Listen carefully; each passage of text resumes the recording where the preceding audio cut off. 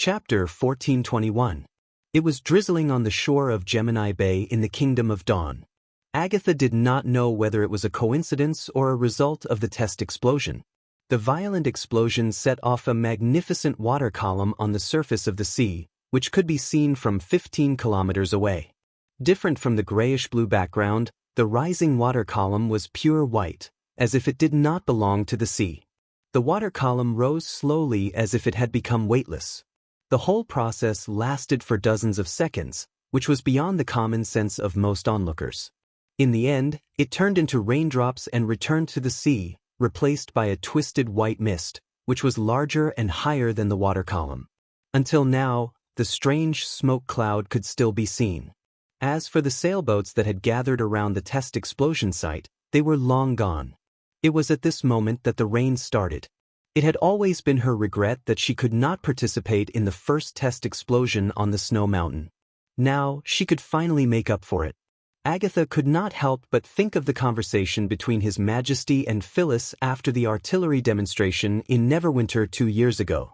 The exothermic reaction between chemical materials was just the lowest level of explosion.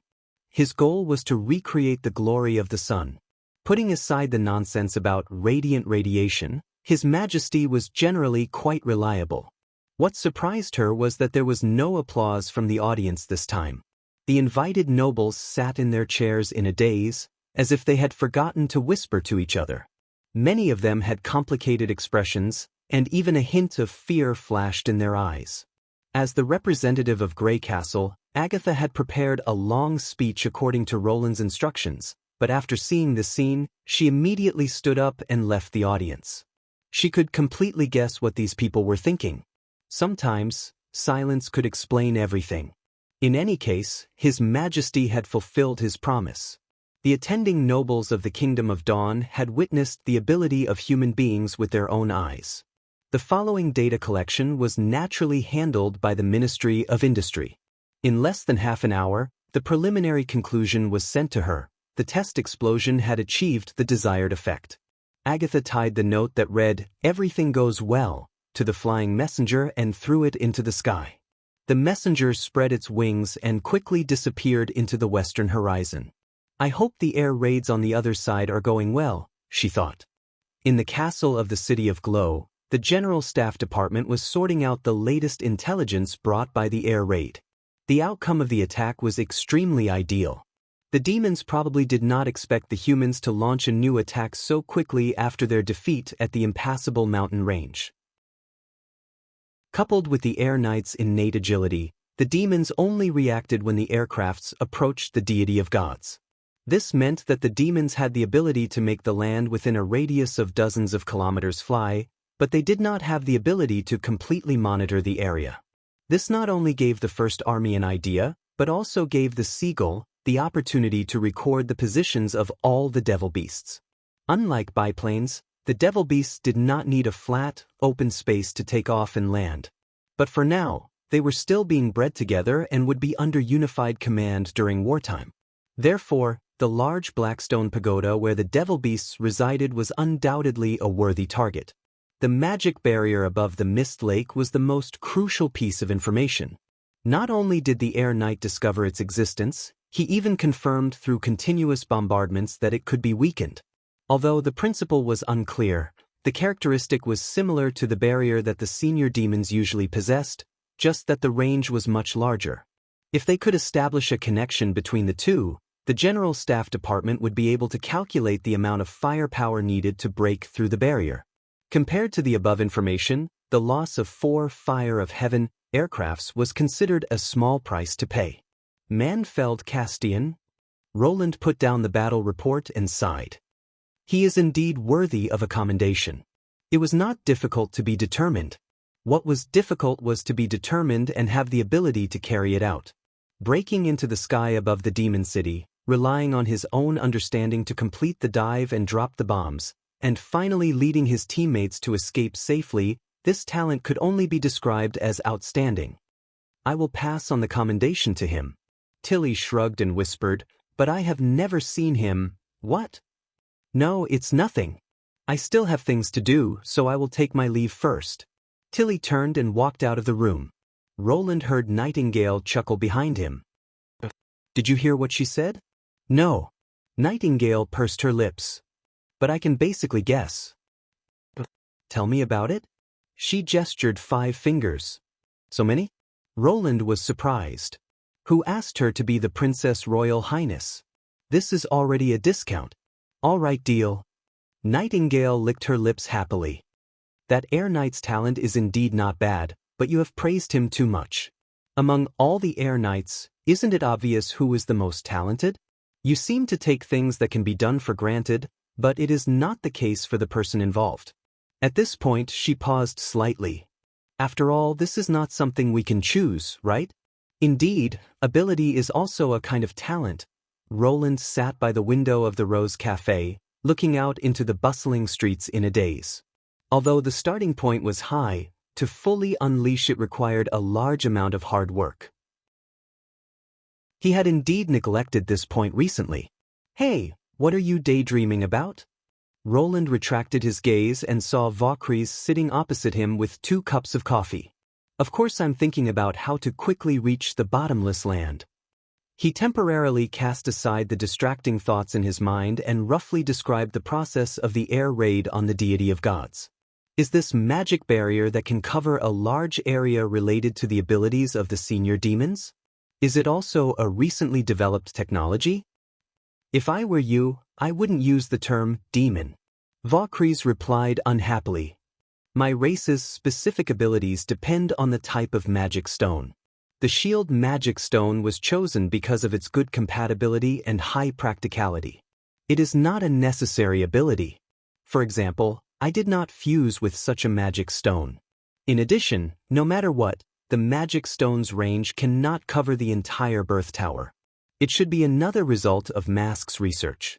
What's that? Vaucries drank a mouthful of coffee. Using the core instrument to simulate the cyclone structure of the magic stone, to achieve a large increase in the effects. This idea has been around for a long time, but there are many practical obstacles. I never expected it to succeed.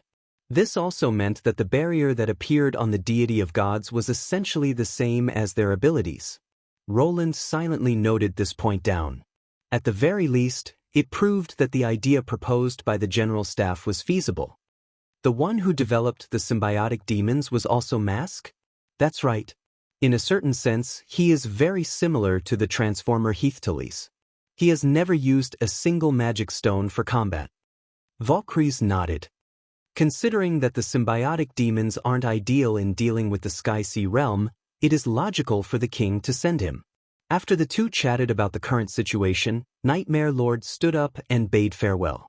When he sent him to the door, Roland suddenly said, "Thank you." The latter stopped in surprise. Haxor did not appear in the 2 recent battles. He probably believed the contents of the letter. If he had been present, the First Army's losses would have been much higher. At least on this point, I should be thanking you. Don't forget, I'm not helping you, but my race. Vaucries turned back. If you can keep your promise, it will be the best reward. Other than that, I don't need any gratitude. Then, he quickly disappeared into the crowd. When Roland returned to the coffee shop, his cell phone suddenly rang. It was an express delivery text message. This made Roland feel a little strange. He clearly hadn't bought anything online recently. Even so, he returned to the apartment and rummaged through the box for the package that was sent to him. The package was about half an arm's length and was almost weightless in his hands. It did not match the size of the cardboard box at all. Roland checked the seal and after confirming that it was indeed sent to him, he opened the package in his bedroom. The moment he opened the box, he was stunned. Inside was a solidified astrolabe. Chapter 1422. How could it be, an astrolabe? Roland took a long time to recover from his shock. Unlike the core of a fallen evil, such an object would only appear in the bodies of pure magic creatures and oracles. Ordinary martialists were no match for it. If the Martialist Association gathered their strength and planned meticulously, they might have a chance to kill such an enemy, but they would definitely not hand over the astrolabe so casually. Using express delivery to deliver a dangerous object that could infect and corrode others at any time was almost child's play. But if it was not sent by the association, who could have done it? Roland checked the address and phone number. Both were fabricated, and the only trustworthy thing was the odd number, which indicated that it came from the same city. It was obvious that the sender did not want him to know his identity. The problem was that this was not a wise move by the other party. The express delivery company did not verify the sender's identity to reduce costs, and it would be easy for them to find out the truth. Could they hide their tracks by fabricating an address? In modern society, this was almost impossible. By investigating the surveillance cameras and interrogating the courier, they would be able to lock onto the target very quickly. But Roland was hesitant to use the association's power to track down the sender. From the results, it was obvious that the other party knew his background and had a certain degree of goodwill towards him. Otherwise, they would not have sent such a troublesome object to the apartment. No matter what, the person who helped him weaken the corrosive power should be on the same side. Since the other party did not wish to be exposed, it might be better for him to maintain the status quo. Roland rubbed his forehead and decided to think about this problem later. The most important thing now was to deal with the astrolabe in front of him. He shifted his attention back to the box. If the astrolabe came from the rift monster, he could directly fuse with it. But if it came from the oracles, wouldn't that mean, no, how could that be possible? Roland laughed involuntarily. It was already very exaggerated to be able to kill the rift monster, and the oracles were not so easy to deal with. Even Fei Yuhan could only bitterly hold on, so it was better for him not to daydream about such a beautiful thing. He placed his hand on the astrolabe. The latter seemed to have been revived from the stillness of time. The blue and white spots of light began to spin again, and the center grew brighter and brighter until a dazzling pillar of light burst out. At this point, everything was normal, and it was exactly the same as the fusion he had witnessed several times. But in the next second, the world suddenly fell into darkness, and a large amount of consciousness surged into his mind like a tide. At the same time, it brought with it unbearable pain. Under the raging waves, Roland almost lost consciousness. It took him a lot of effort to stabilize his mind.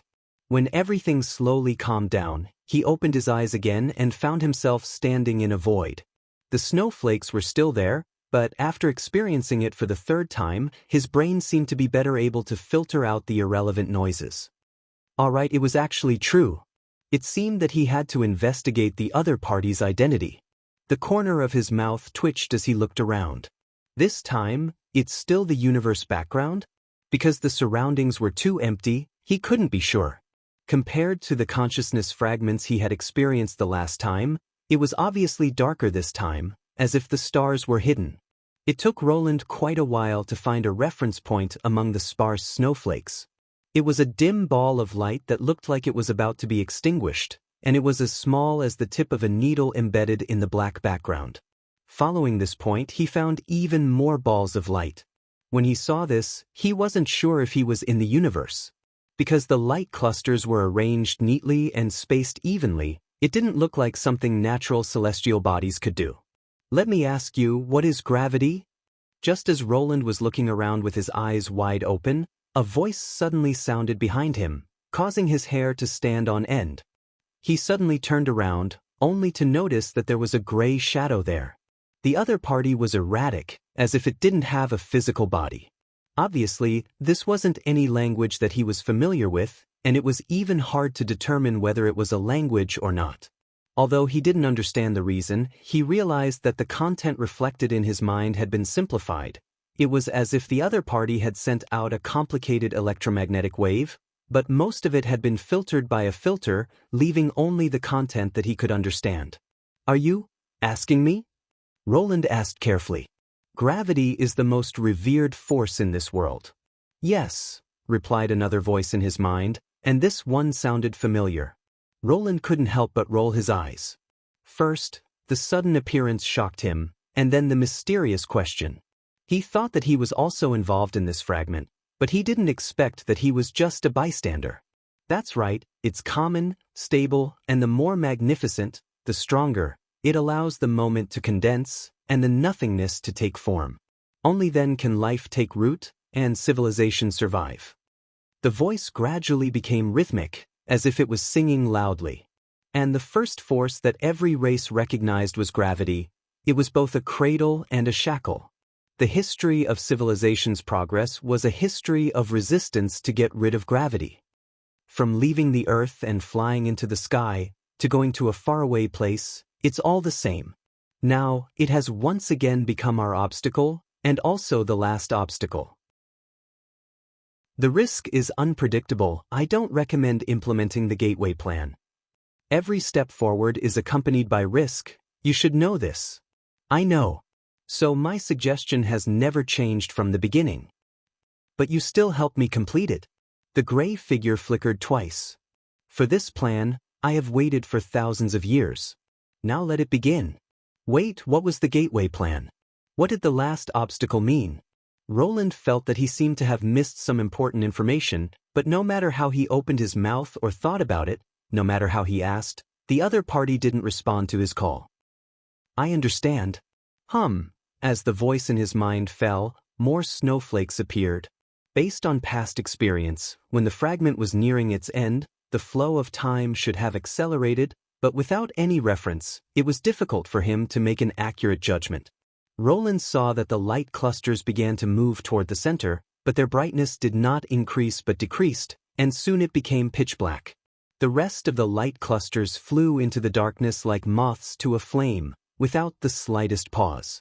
It was impossible to calculate how many converged in the end. The process seemed to happen in an instant, but also seemed to be extraordinarily long. Finally, as if a limit had been broken, a dazzling red light suddenly bloomed in the darkness, and in the blink of an eye, it swept across the entire world. Its speed was far faster than light, and by the time Roland reacted, it had already completed its sweep, and everything returned to its original state. But Roland knew that this world was completely different. A drastic change was happening. The first to respond was the gray figure. It disintegrated like mist under the light. Then came more death information. They happened in every corner of the darkness. Countless annihilation and withering occurred one after another. Roland couldn't see the scene with his eyes, but it was reflected in his mind. The city in the distance burned, the orbit around the planet fell apart, the fish in the stream stopped swimming, the insects in the cave rotted into a pool of filth. Even his body, which was floating in the void, began to change and distort. At this moment, there was no difference whether life was of a high or low level. The snowflakes also occupied his entire vision at this moment. When everything was over, the scene of the bedroom reappeared in his eyes. Roland endured the strong discomfort, gritted his teeth and moved to the window. The warm afternoon sun shone on him, and the lively street below made him heave a sigh of relief. Only then did he realize that his cheeks seemed to be a little wet. He probed it with his finger, and it was a line of tears. Chapter 1423. Damn it. Roland took a deep breath and raised his hand to wipe his cheeks. This feeling was a little too real. But he knew that he was only pretending to be relaxed to hide the surging negative emotions in his heart. Even now, his hands were still trembling slightly, and his back was wet and cold. Just now, he felt as if he had personally experienced an extremely terrifying disaster. Even though it was only a short moment, he felt as if he had accompanied those dying lives and civilizations through their final stages. Or rather, he was one of them. From fish and insects to birds and beasts, from low to high, their struggling figures and cries of pain lingered, as if the entire universe had become a land of death. These tears were shed for them. For a moment, Roland even felt a little reluctant to leave the sunlight that shone in through the window. The originally ordinary scene outside the window had now become especially moving. Even the dirty water flowing by the wall and the dog skin advertisements that could be seen everywhere appeared vivid and natural. Looking at the messy and busy streets for a long time, he finally managed to calm his emotions. Now, he could basically confirm one thing. Magic power did not exist in this world from the beginning. This guess had been raised by Anna in the second act, and now it was confirmed. It was the gateway plan that caused the appearance of magic power. But without a doubt, that was not the outcome that the interlocutor wanted. The gray shadow hoped to escape the gravitational pull, and the other party even directly mentioned unpredictable risks. Now, it seemed that magic power was an accident that they did not expect. And the catastrophe caused by magic power became the so-called price of the gods. In the end, this power spread in an extremely short period of time, and the interlocutor was not able to escape. The entire world became what he saw now. However, Roland realized that even though he understood all this, what he knew was still superficial. The most important question was, what exactly was the gateway plan, and why was the gray shadow so obsessed with it? What did the Battle of Divine will have to do with all this? They couldn't be expecting them to fill in this loophole, right? He turned his head and stared at the delivery box for a long time before finally picking up his phone. Hello, Mr. Rock, I need the association to help me find someone. Neverwinter, the entrance to the Fertile Plains, Station 2. A train slowly stopped in front of the loading dock. Buddy, I'll be going first. Without waiting for the train to come to a complete stop, Charms excitedly jumped onto the platform. Hey, you brat, you can't just let me fill the boiler alone, right? Please, please. Tonight's ale is on me.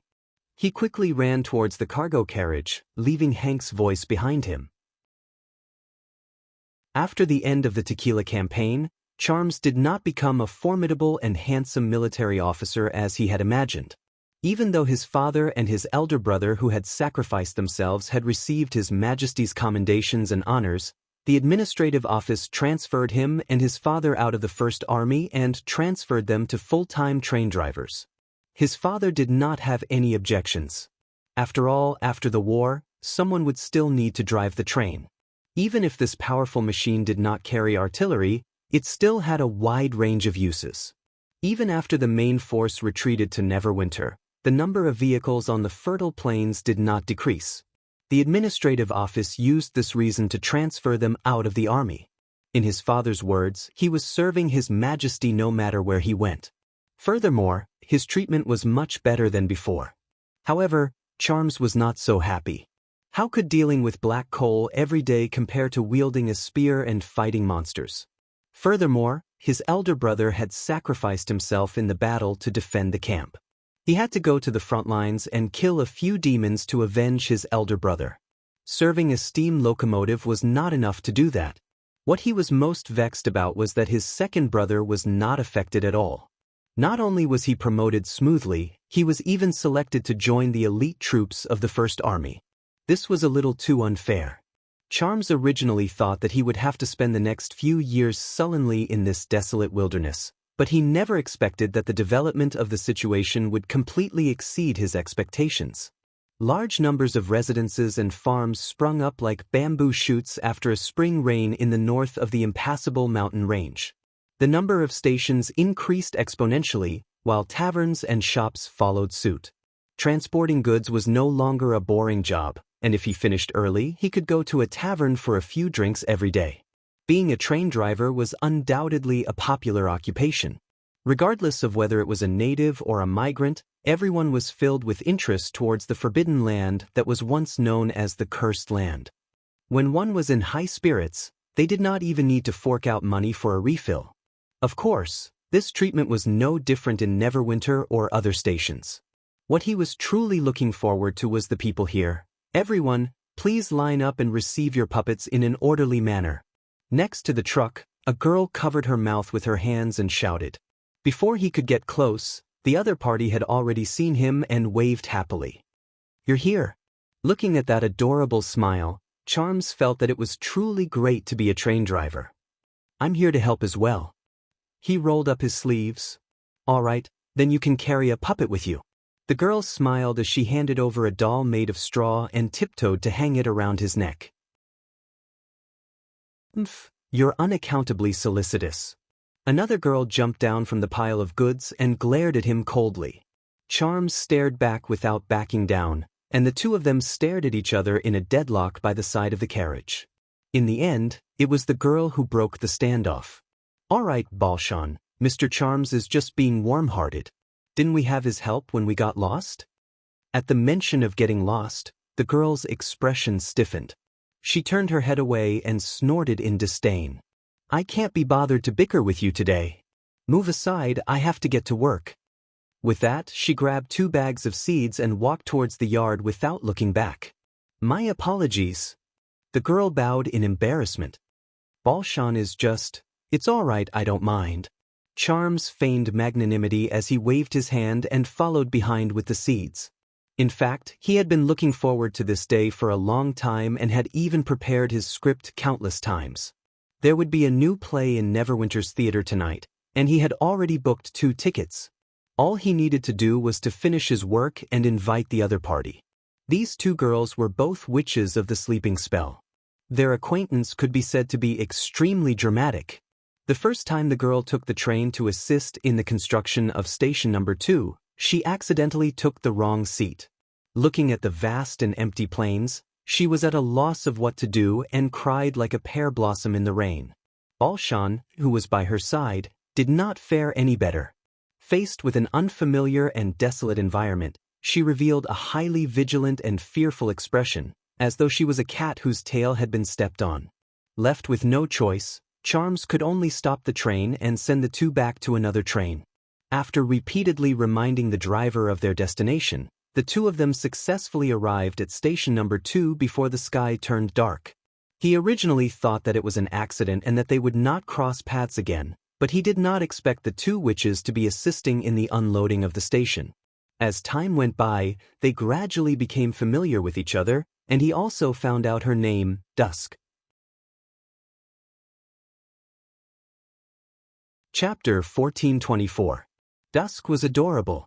It wasn't just her looks. Of course, her looks were outstanding, and there weren't any witches that were lacking. Even Balshan, who always treated him coldly, couldn't be described as ugly.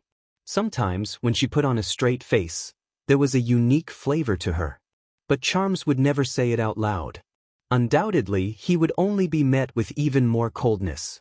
Dusk's adorableness lay in other aspects. She would smile when she was happy and cry when she met with setbacks. She never hid her emotions and thoughts, and was as pure as a spring in the snow. But she was exceptionally persistent in certain aspects. For example, in the week after she got lost, she waited by the platform for him to appear, just to thank him properly. In short, everything was fine. Dusk was different from all the ladies he had seen before. She was the most unique one, and if the others were black and white, she would definitely be orange-red, just like her curly red hair. In comparison, Balshan paled in comparison. Both of them were witches. Hey, don't think that I don't know what you're thinking. Charms discovered Balshan waiting for him at the entrance of the depot. You should know that we're witches, right? From the first day we met. He retorted. So you're admitting that you're just playing around? Balshan frowned. I don't know why you would have such thoughts, but Dusk is so adorable, and I have no reason to give her to anyone else. If it was in front of Dusk, Charms would never dare to say such words. But in front of Balshan, he didn't want to back down, and he seemed to be able to blurt out any bold words. Balshan probably didn't expect him to admit it directly, and she was stunned for a moment. What adorableness, that's not important. She's a witch, and it's impossible for a witch to, it's not like you don't know that. So what? Charms puffed out his chest and displayed the war hero emblem on his clothes. I still have an older brother, and even if I can't bear a child, father won't mind. And this emblem was personally given by His Majesty, and it's enough to ensure her future. Do you have any more questions? Balshan was dumbfounded. After a long while, she said angrily, Humph, verbal promises don't count. I'll keep my eyes on you and expose you. Whatever. Charms shrugged his shoulders. All right, if you didn't mention that you are a witch, I would have forgotten. What exactly is your ability? Why do I feel like you're just using your own strength to move the goods? For some reason, as soon as he said this, he felt that the other party's expression became even worse. Do you think that I shouldn't be here? No. I'm just curious. Charms hurriedly waved his hands. Only then did he realize that his words were indeed filled with sarcasm. Strange. He was usually very careful with his words. Why did he become so casual now? Although the other party was unreasonable, He was not a person who would seek revenge for the smallest grievance. Just as he thought that she would not reply, Balshan said softly, "My ability is to kill." Charms inhaled a breath of cold air. "What?" The latter picked up a seed from the ground and placed it on his palm. Soon, the seed withered and shrunk at a speed visible to the naked eye. In the end, it turned into a dark brown lump. Any life form will wither upon contact, just like this seed. In fact, it's not only plants and animals, even rocks and metals will be affected. However, it takes a long time and consumes a lot of magic power, which is why it is usually used to deal with enemies. Charms took 2 steps back. "Then why didn't you fight the demons?" The Witch Union did not approve of it. They are in charge of all the work arrangements for the witches, and my ability can only be used in close proximity. They felt that it was too dangerous and difficult to use it. In the end, they gave me a choice, apart from going to the battlefield. Balshan gave a self-deprecating laugh. "So verbal promises are nothing. His Majesty is no exception." "Nonsense." Charms could not accept someone slandering His Majesty in front of him. His Majesty has never gone back on his words. This is something that everyone in Neverwinter can see. Even if it is impossible, as long as His Majesty agrees, it will definitely come true. Looking at the other party's expression, he suddenly lost his confidence. "Wait a minute, you've met His Majesty?" "I have." Balshan threw away the black lump in her hand. This is how the Witch Union arranges the work. They will first select the witches based on their abilities, then ask for the opinions of the witches, and finally make a decision based on the 2 factors. For example, Dusk. If the use of the ability is unclear, it will be handed over to His Majesty to handle. After all, according to him, any ability can be of use in the development of Greycastle, and there is no such thing as a useless ability. She paused for a moment. "And I belong to the latter." Charms found himself in a dilemma. He racked his brains but could not think of any use for such a pure destructive ability other than in battle. His Majesty must have been extremely vexed at that time. But he did not feel that it was His Majesty's fault, and admitting it was worse than failing to fulfill his promise. "What did His Majesty say?"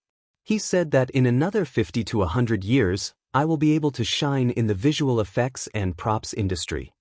Balshan curled her lips. "What is that?" "Who knows? I think it has something to do with the magic movie, but I'm not too sure either. His Majesty said a lot back then. For example, visual effects have a wide range of uses, and making old products is an indispensable part of industrial visual effects." She walked towards the platform with flagging interest. What a cunning way of putting it, right? Even if he didn't lie, that will be something that will happen many years later. But for now, I am indeed a useless person. So that's what happened. Charms came to a realization. He finally understood why Dusk was hesitant to speak. When the witches were in hiding, Balshan, who was able to fight against the pursuers, was definitely the core of the group. But now that His Majesty no longer needed them to fight, she was the one with nothing. The difference between the two was obvious. For a moment, Charms could empathize with her. When he learned that he was transferred out of the army, he felt as though he was abandoned by the world. Under such circumstances, it was normal for her to have a bad temper. His heart softened as he stared at the lonely figure of the other party. Originally, he had been plotting on how to send her away and invite Dusk alone. But now, he could not bring himself to say it. If Dusk was not around, wouldn't there be no one by her side? After coughing twice, Charms reached into his pocket. "I have 2 tickets for the new play." The latter turned around and seemed to be waiting for him to continue. "But I have something to do tonight, so I won't be able to go." He hesitated. "Why don't you go with Dusk? It's better than wasting it." Balshan revealed a look of surprise. But before she could answer, there was a sudden crackling sound in the sky. Both of them looked up and saw thousands of birds flying over their heads, almost blocking out the sunlight. It was Charm's first time seeing such a flock of migrating birds that resembled dark clouds. He had heard that migratory birds had a fixed wintering period, but this scene clearly did not belong to that category. There were all kinds of birds in the flock, and he always felt that these birds were in a hurry, completely lacking the elegance they usually had when spreading their wings and soaring. What's wrong with them? Charms furrowed his brows. Are they moving collectively? Shoo! Balshan raised a finger. Do you hear anything? Apart from the flapping of wings, is there anything else? No, it's further away. Her expression turned solemn. Charms could only hold his breath and listen. This time he faintly heard a long cry. It was muddy and muffled, mixed in with the flapping of the bird's wings, like an undulating whistle. His eyes widened abruptly. That's an alarm from the north.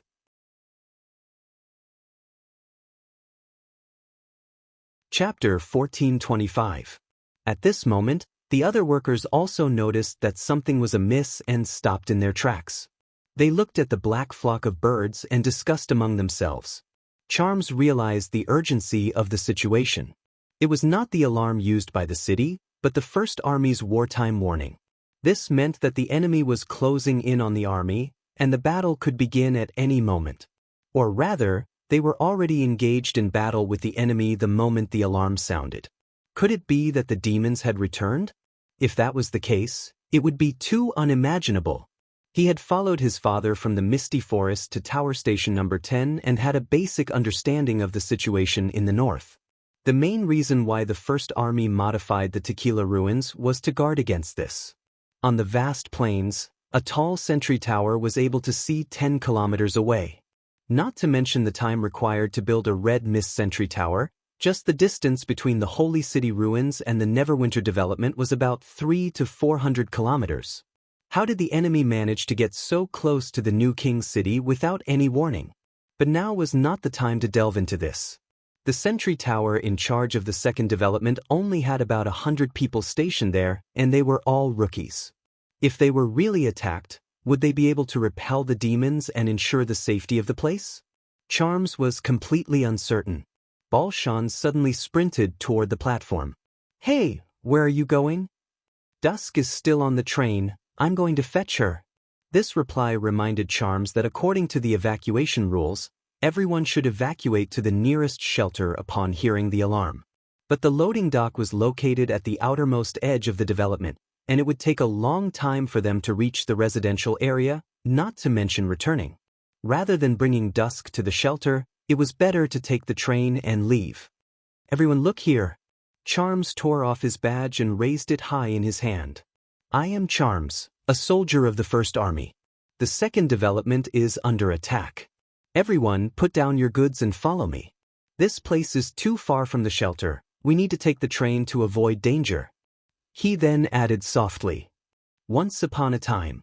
But no one heard what he said. The moment he mentioned the name of the First Army, the workers treated him as their leader. Those who were originally running south also stopped and gathered around him. This scene caused Charms to be slightly surprised, but what followed was an increase in pressure. When he was in the First Army, he had only been a lookout on the Black River and his father's subordinate. He had never had any experience in leading others. Now that he suddenly had a group of people to be responsible for, he could not help but feel uneasy. However, since he had already said it, he could only brace himself and carry on. This way. Charms led the workers to the side of the train and bumped into Hank, who was at a loss. Buddy, what's going on? I just found a corner to relieve myself. Don't worry about that for now. Charms grabbed his shoulder. Are the coal and water ready? How's the air pressure in the boiler? The latter nodded in panic. It's in standby mode and can be activated at any time. Very good. He shouted, go and pull the steering lever back. We'll drive backwards to Station 1. Don't forget to honk before you release the brakes, understand? Also, keep the gun loaded and in a place where you can reach it at any time. Then, how about you? I'll make arrangements for the others first, then meet up with you at the front of the train. 15 minutes later, the train spewed out white smoke as it slowly drove out of Station 2. In this period of time, even more station workers noticed them and hurriedly climbed onto the carriages before the train departed. Amongst them, there was even a group of militia guarding the depot. Although there were only about 10 of them, they were equipped with firearms, which made Charms feel more at ease. Even though he wanted to stay by Dusk's side, The most important thing at this moment was to transport everyone to a safe location. Thus, after confirming that she was safe, he followed the walkway back to the front of the train. It was at this moment that Charms saw the enemies that were attacking the development. A group of demonic beasts. Oh my God, didn't they say that they would only appear during the months of demons? Hank mumbled as he leaned against the window. Who knows what's happening in this godforsaken place? Charms retrieved his rifle from the locker and climbed up the roof of the train with practiced ease. As the train was moving in reverse, he could clearly see everything that was happening behind him. Many demonic beasts were rampaging as though they had gone mad. Among them were ordinary demonic beasts, and there were also demonic hybrids that were significantly larger. Their speed was much faster than he had expected. Not long after they left the platform, he could already see black figures crossing the tracks and charging into the loading bay. If everyone were to escape on foot, they might not be able to outrun these berserk beasts. He had made the right choice. This thought made Charms heave a sigh of relief. But his doubts remained. Demonic beasts had been defeated by the concrete walls and guns a few years ago, and were unable to take a step into Neverwinter's hinterland. The first army was much stronger than before, so how could they be invaded by demonic beasts now? The next few rounds of gunfire made him even more puzzled. Several demonic hybrids noticed the rumbling train and chased from the north, but they were all shot down by the van, or rifles, leaving behind puddles of black blood. The demonic beasts did not undergo any earth-shattering changes in the past few years. Their attack methods were still the same as wild beasts, with sharp fangs and claws. The threat they posed was far lower than the spear-throwing mad demons. He could not understand how such an enemy could silently attack the Tequila garrison. Bang! Accompanied by a loud bang, the train suddenly stopped, as though it had collided into something. Charms was almost thrown off the train. He turned around angrily and was instantly shocked. A strange monster had appeared beside the train. Half of its body was connected to the carriage, and it was obviously dented from the collision. Blue blood gushed out and drenched half of the carriage. The monster had numerous appendages and a reptilian-like carapace. The pair of scythe-like claws on its head proved its status among the predators. Strangely, he did not notice any monster in front of the carriage, so where did it come from? But Charms did not have the time to bother about this, because he realized that the tracks not far away had been split into two. "Hank, brake!" He yelled as he got into the carriage, grabbing onto the handrails as fast as he could. Although his companion was confused, he still pulled the brakes at the first instance. A sharp whistle resounded throughout the entire train, and Charms could even smell the burnt smell of the wheels heating up. But it was too late. The train rumbled as it passed through the broken track, and the heavy body of the carriage instantly sank into the gravel as it plunged down the roadbed. The carriages that had lost the restraints of the tracks crashed into each other, and the violent tremors caused the train to overturn. All of you read M.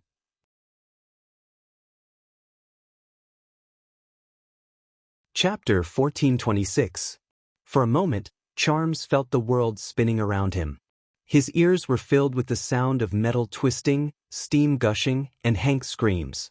This moment felt like an eternity, and when the carriage finally stopped, his body was already sprawled out by the window. Fortunately, his limbs still obeyed his commands. He flipped over, stuck his head out, and crawled up. The entire process did not encounter any obstructions, which meant that he was basically unharmed. There was no better news than escaping a derailment, even if it was only temporary. "Hey buddy, are you all right?" He endured the smoke and water vapor as he groped his way to Hank's side. "I should be fine." Hank let out a groan. "Oh God, what happened?" "The demonic beasts destroyed the train. We need to leave this place as soon as possible." Charms patted his shoulder. "I don't know which city you came from, but remember, the gods will not protect you in Neverwinter. The only ones that can protect you are His Majesty the King and this gun. Now, follow me." Climbing out of the window, he saw that the entire train was paralyzed. The carriages were strewn all over the ground, forming a curved line. But due to the deceleration of the train before it derailed, the carriages did not suffer much damage and remained in their original state. Many people were pushing open the doors and windows in an attempt to climb out of the carriages. Right at this moment, Charms heard the crisp sound of a gunshot. His heart skipped a beat as he turned to Hank and shouted, "Listen up, go and help everyone escape, then lead them to the west." Without the train, it was too risky to continue moving toward station number 1. Furthermore, they could already see the outline of the misty forest. As long as they ran into Lady Leaf's territory, they should be able to escape the pursuit of the demonic beasts. I understand." Seeing the other party nod, Charms started sprinting across the carriage. He had to find dusk as soon as possible. When he reached the last carriage, Charms discovered that the militia was fighting with a few wolves that had caught up to them. They had already left behind a few corpses, but they were still trying to climb onto the roof of the carriage. He released the safety and opened fire at the wolves from a distance of less than 10 meters. Even though this was the first time he pulled the trigger on an enemy, his past training allowed him to quickly get the hang of it. In a short while, he helped the militia kill all of them. However, before he could catch his breath and ask everyone where the witches were, the ground suddenly trembled. The bullet casings that landed on the body of the car slid down one after another, making clanking sounds. When the vibration reached its peak, the ground in front of them suddenly bulged, and a giant worm broke out of the ground, opening its bloody mouth and lying in front of everyone. "What the hell? What is this?" The militiamen screamed and pulled the trigger. The monster's body was immediately shot with blood, but compared to its huge body, the wounds caused by the bullets were not fatal. Following that, the worm's skin swelled up and Charms could clearly see the pulsating green blood vessels below. Following a series of disgusting squirming sounds, a group of demonic beasts covered in mucus was spat out. Charms could not believe his eyes. There was actually such a strange monster amongst the demonic beasts?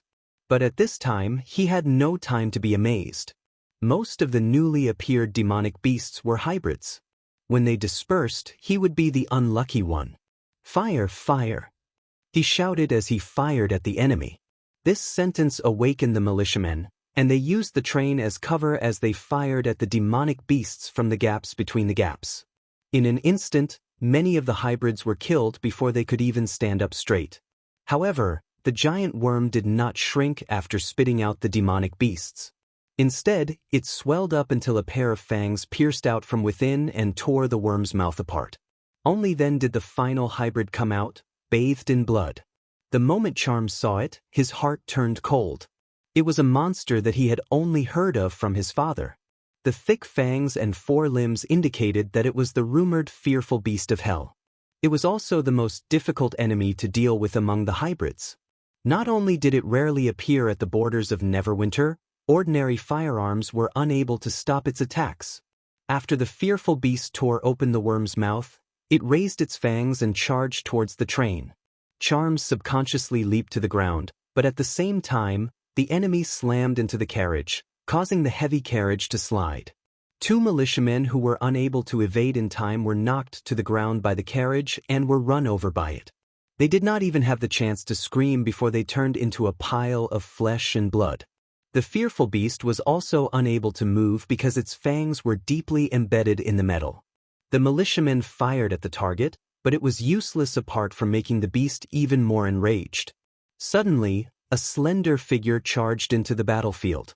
It was clearly a female human, which caused everyone to raise their muzzles. "Danger! Get out of the way!" Charms immediately recognized the other party and blurted out, "Balshan!" He saw Balshan disregard everyone's warning as she leaped forward and rolled into the stomach of the fearful beast.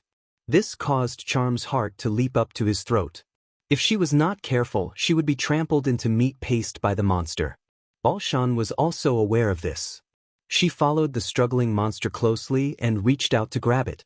The thick fur began to wither at a visible rate, and the fearful beast of hell let out a soul-stirring roar. As though they had received an order, the other demonic beasts turned around and charged towards the gigantic monster. Their target was obviously the witch below. The situation became extremely dangerous. Once the agile wolf-type or bird-type beast got close to Balshan, she would definitely be unable to defend herself. At this distance, there was a high chance of accidentally injuring her. Everyone was instantly caught in a dilemma. Darn it, there's no other way. Charms gritted his teeth and roared as he charged out from the back of the carriage towards the struggling, fearful beast. The situation had taken a strange turn. Previously, both parties were in a state of being chased, but now, it was a matter of who could reach the side of the fearful beast first. A bear-type demonic beast turned its head to bite at him, but he did not dodge and instead thrust his spear forward. Scram! The moment he fired, the spear barrel was almost pressed against the head of the target. With a loud bang, the bear-type's head was blasted into pieces and it fell to the ground. Charms did not even bother to look at it as he continued to charge forward. In order to reduce the chance of accidental injury, there was no other way but to close the distance. At this moment, the mutated goshawk and wild boar had already reached the side of the fearful beast. They risked being trampled by their own kind and bit at Balshan in an attempt to force her out of a dead end. Balshan also knew who was the most threatening target. She held onto the abdomen of the fearful beast tightly and allowed her body to be bitten by the demonic beasts. The area of withering soon covered more than half of the area. Charms had also rushed to Balshan's side and engaged in close combat with the demonic beasts. The advantage of the van, a rifle that didn't require manual loading and had a large magazine, was undeniable. Regardless of whether it was a wild boar with thick skin or a wolf-lion hybrid, as long as it took a bullet to the head, it would be an instant death. As for the bird-type beasts, they could be dealt with using the butt of the rifle. Of course, he was bitten quite a few times as well. In order to protect Balshan, he could only use his body to block the attacks of the enemy. The fearful beast finally pulled out its long fangs, but it did not have much strength left. The power of decay had already spread throughout its entire body, and its seemingly indestructible fur was now as thin as paper, unable to withstand the weight of its organs. It staggered twice before falling to the side. Large amounts of organs and intestines spewed out from the first part of its body that had withered, and at the same time, a pungent smell of decay permeated the air. Charms noticed that the organs had already swelled up and turned white, as though they had been soaked in the sewers for months. The surviving demonic beasts dispersed upon seeing the situation, as though they were completely frightened out of their wits. Enduring the intense pain all over his body, he caught Balshan, who had lost her support and was falling backward, in his arms.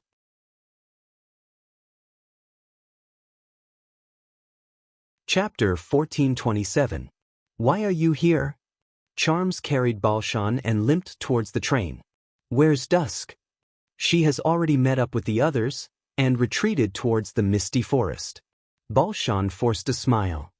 As for me, if I didn't come to help, all of you would have died here. So, are you blaming me? You think I'm not suited to appear on the battlefield? She mocked weakly. Don't forget that I'm a combat witch. Cough. When you were still playing in the mud, I was already fighting for my survival. You're injured to this extent, but you still don't forget to criticize me. You're not cute at all. But after knowing that Dusk had left, Charms felt much more at ease. Hank probably did what he had instructed him to do. At this moment, a wriggling sound came from behind them. Charms turned around and saw the worm monster with a mouth full of blood swelling up again. What the hell, is there no end to it? He slowly moved to the side of the carriage and placed Balshan on the ground. That's right. Run for your life while there's still time. Balshan took a deep breath. Your cowardly companions have all escaped, leaving me here can at least, hey. Her expression suddenly changed. What are you trying to do? Charms sat down cross-legged and loaded the bullets in his bag into the empty magazine. Isn't it obvious? It's impossible to outrun the demonic beasts while bringing you along. Then you should just leave me behind and run by yourself. Did you guys do this in the past? But in the First Army, His Majesty taught us to fight for the ordinary people. I can't just leave you, an ordinary person, and let you stall for time while I escape by myself. Balshan was stunned. She never expected that there would be a day when she would be classified as an ordinary person. Charms placed all the magazines by his side and leaned over to hold his rifle. Also, the longer I hold off the enemy, the safer Dusk will be. So stop complaining. He didn't blame the militia. They weren't official soldiers, and their main responsibility was to protect the depot and train station from being robbed. Asking them to deal with a monster like the fearful beasts of hell was too much for them, and it was already good that they could last until now. Balshan wanted to say something, but she eventually shut her mouth. They're here. Charms aimed at the newly spewed demonic beasts and pulled the trigger. The crisp sound of gunfire echoed across the plains, but it was much fainter than before. The muzzle of the gun, which was still emitting wisps of smoke, was always aimed at the most threatening target, while the nimble and small demonic beasts were completely left to the people around him to deal with. There was no communication between the two of them, but they had formed a strange tacit understanding. This sense of trust made him feel like he was in the army. He seemed to have resisted for a long time, but also seemed to have resisted for only a short moment. Due to the loss of blood, his vision gradually became blurry, and his hands and feet became slower and slower. On the contrary, Balshan, whose injuries were much worse than his, didn't collapse. She wrapped her clothes around one arm to act as bait, while her other arm was a lethal weapon. Small demonic beasts like wolves and foxes would be severely injured or killed if they were to come into contact with it. Surprisingly, Charms didn't see much despair on her face. She didn't look like someone who was heavily injured. Her high concentration, decisive actions, and blood-stained eyes made Balshan seem completely different from his memories. This also made him realize that this was how a combat witch should look like. She had once lost everything she was good at, but at this moment, she had once again become her true self. A new hybrid emerged from the worm's body, and the two of them knew that this was the final moment. It's a pity about that theater ticket. Balshan moved back to his side with a mocking smile. If you were to die here, I would be at ease. At least I wouldn't have to worry about Dusk being deceived by you. As expected, this fellow isn't cute at all. Charms snorted.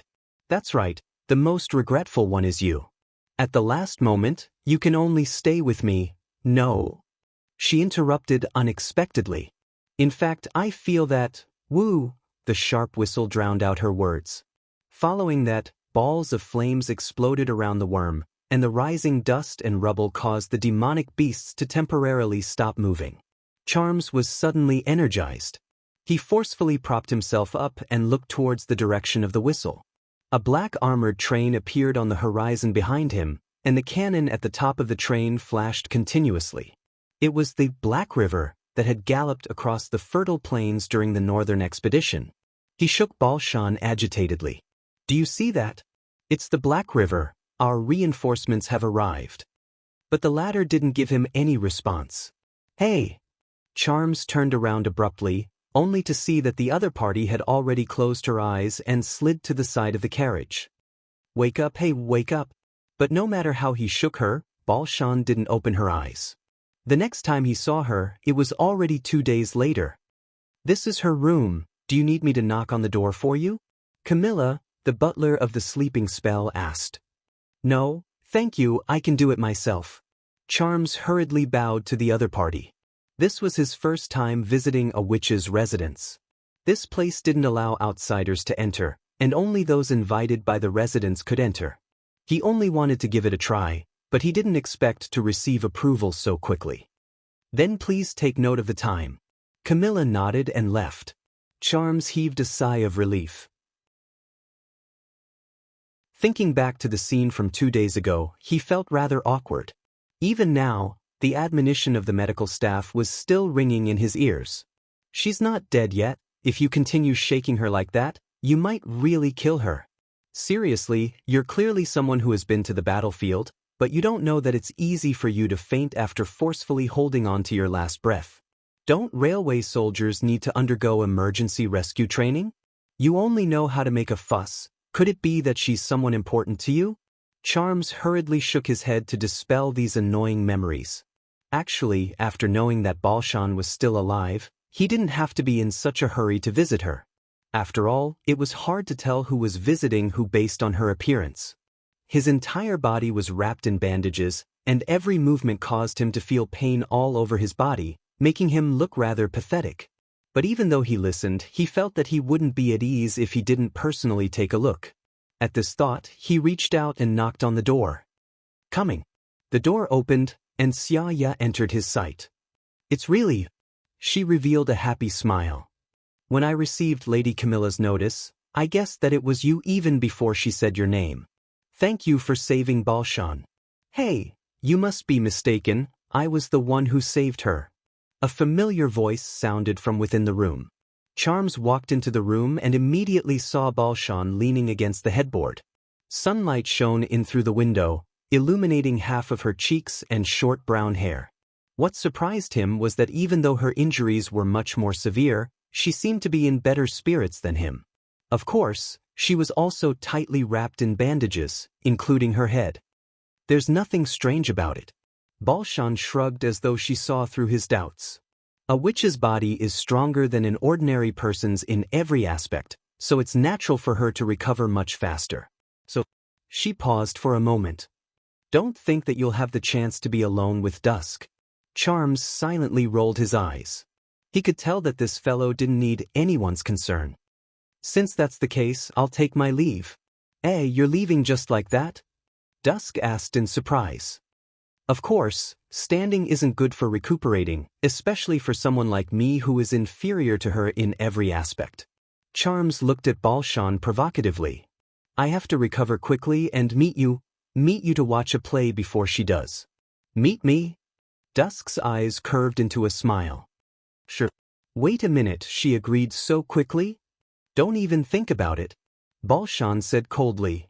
I'll definitely recover faster than you. Then let's give it a try.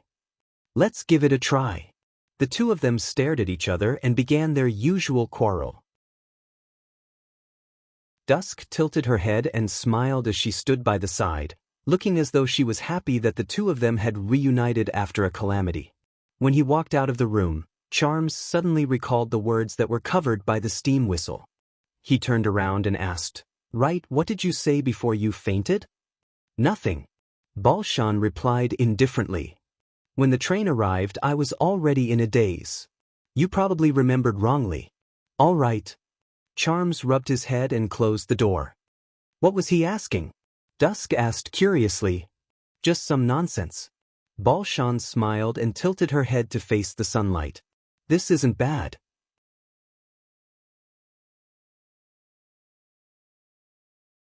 Chapter 1428.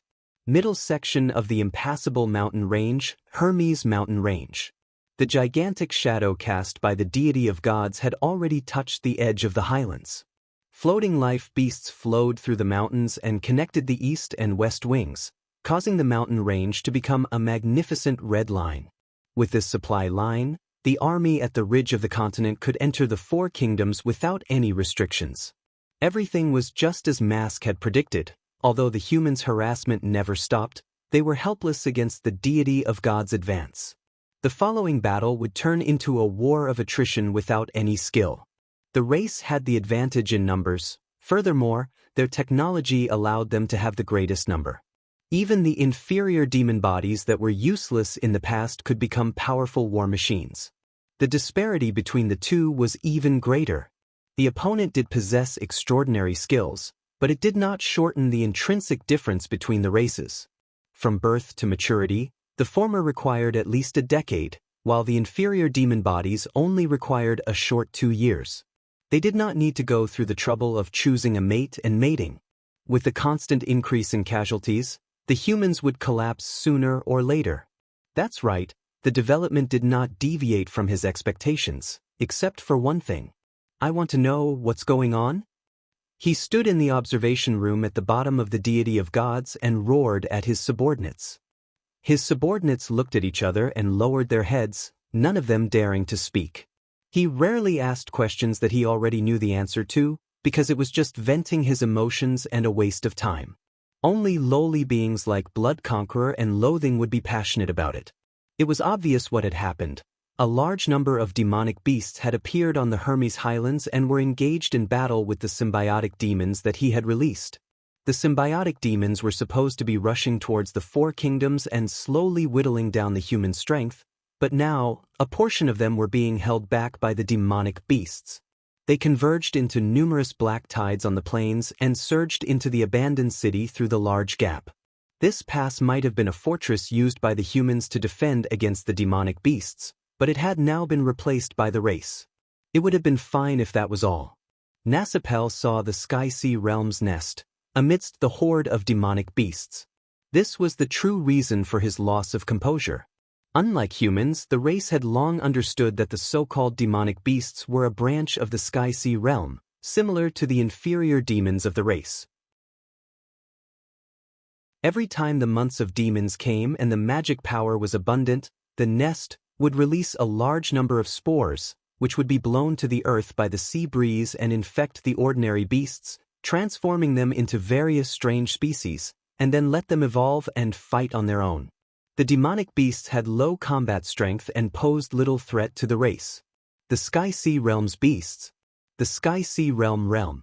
From another point of view, this was a manifestation of the Sky-Sea Realm's lack of control over the continent.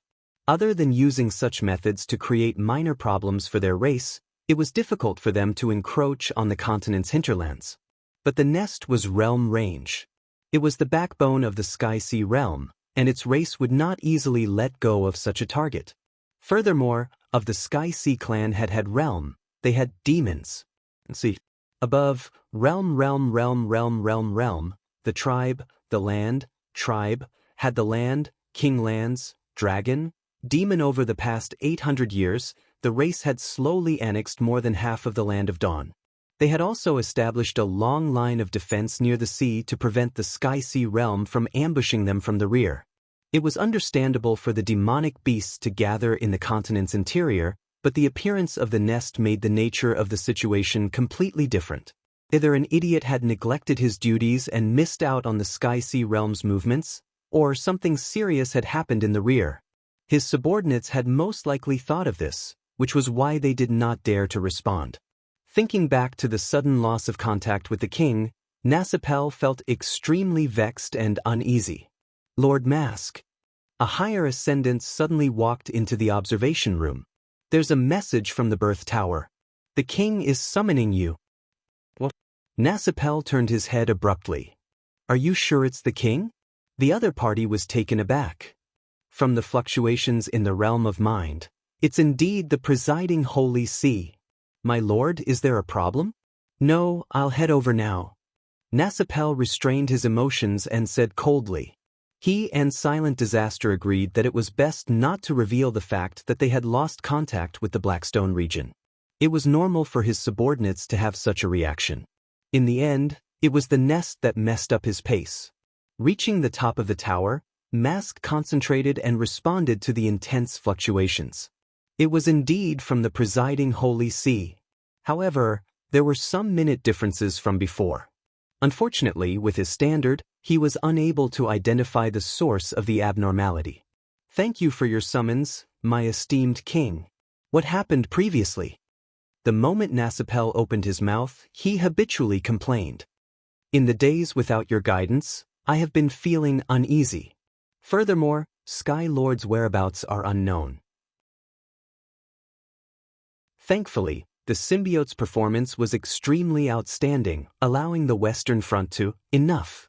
The king interrupted him. I know you have a lot to say, but that's not important.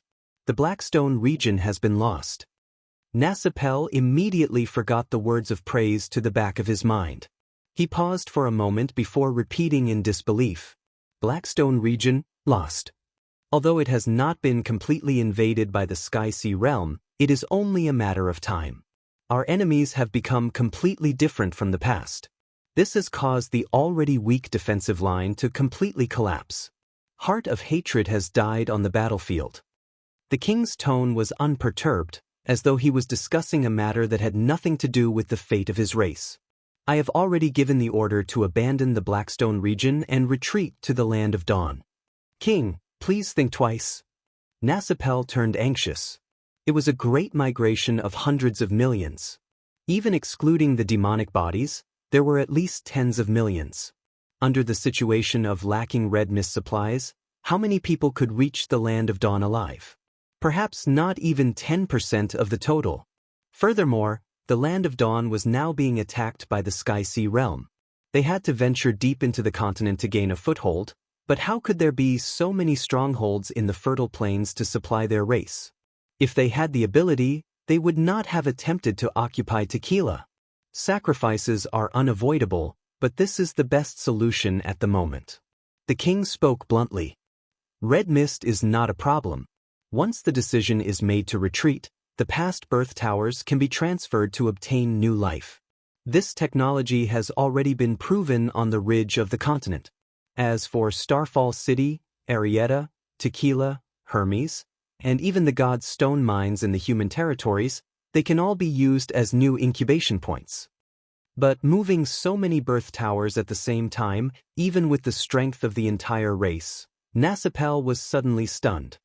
Don't tell me you, that's right, I have already fused with the magic power core, allowing King City to become the new deity of gods.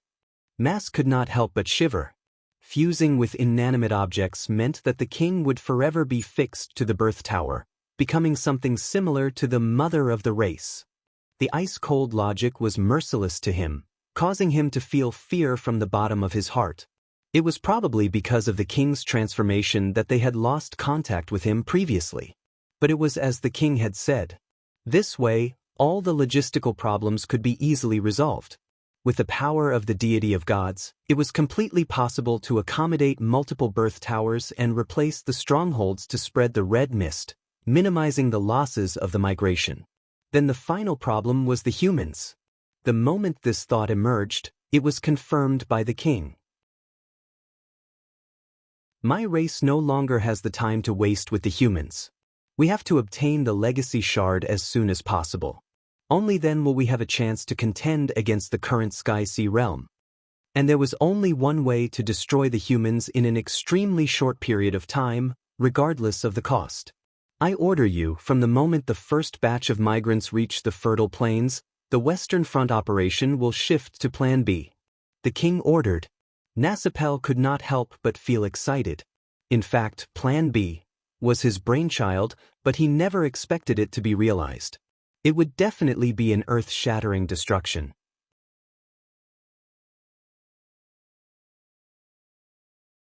Chapter 1429. A grand scene unfolded in the city of Glow in the Kingdom of Dawn. Under the gaze of tens of thousands of people, the church procession held up rows of flags and slowly passed through the city gate. Leading the way for them was the royal knights. This was a solemn treatment that had not been seen for a long time. Everyone's eyes were on the woman in the middle of the procession, who was dressed in luxurious clothes and wore a crown on her head. She was the rumored new pope, the key figure who defeated the rebels and led Hermes back on the right track. Although the church's invasion of the kingdom of Wolfheart and the kingdom of Everwinter had tarnished its image, it was undeniable that it still had a certain influence. Recently, the procession often passed through the front line of the battlefield, rescuing the refugees and encouraging the people to fight against the demons, which won them a lot of gratitude and gratitude. The news also spread back to the city of Glow through various channels, which made the people curious about the new pope. After all, in the past, the pope was a high and mighty figure. Even the king had to get permission to meet him. It was rare to see a pope who was willing to take risks and even cared about every civilian. Every time the woman nodded and smiled at the crowd, there would always be a burst of excitement. In addition to her identity, her extremely outstanding appearance was also one of the reasons for the sensation. Finally, the procession stopped in front of the castle in the inner city. The Pope dismounted and walked up the stairs step by step. Standing at the door was Roland Wimbledon, the King of Grey Castle, who welcomed her.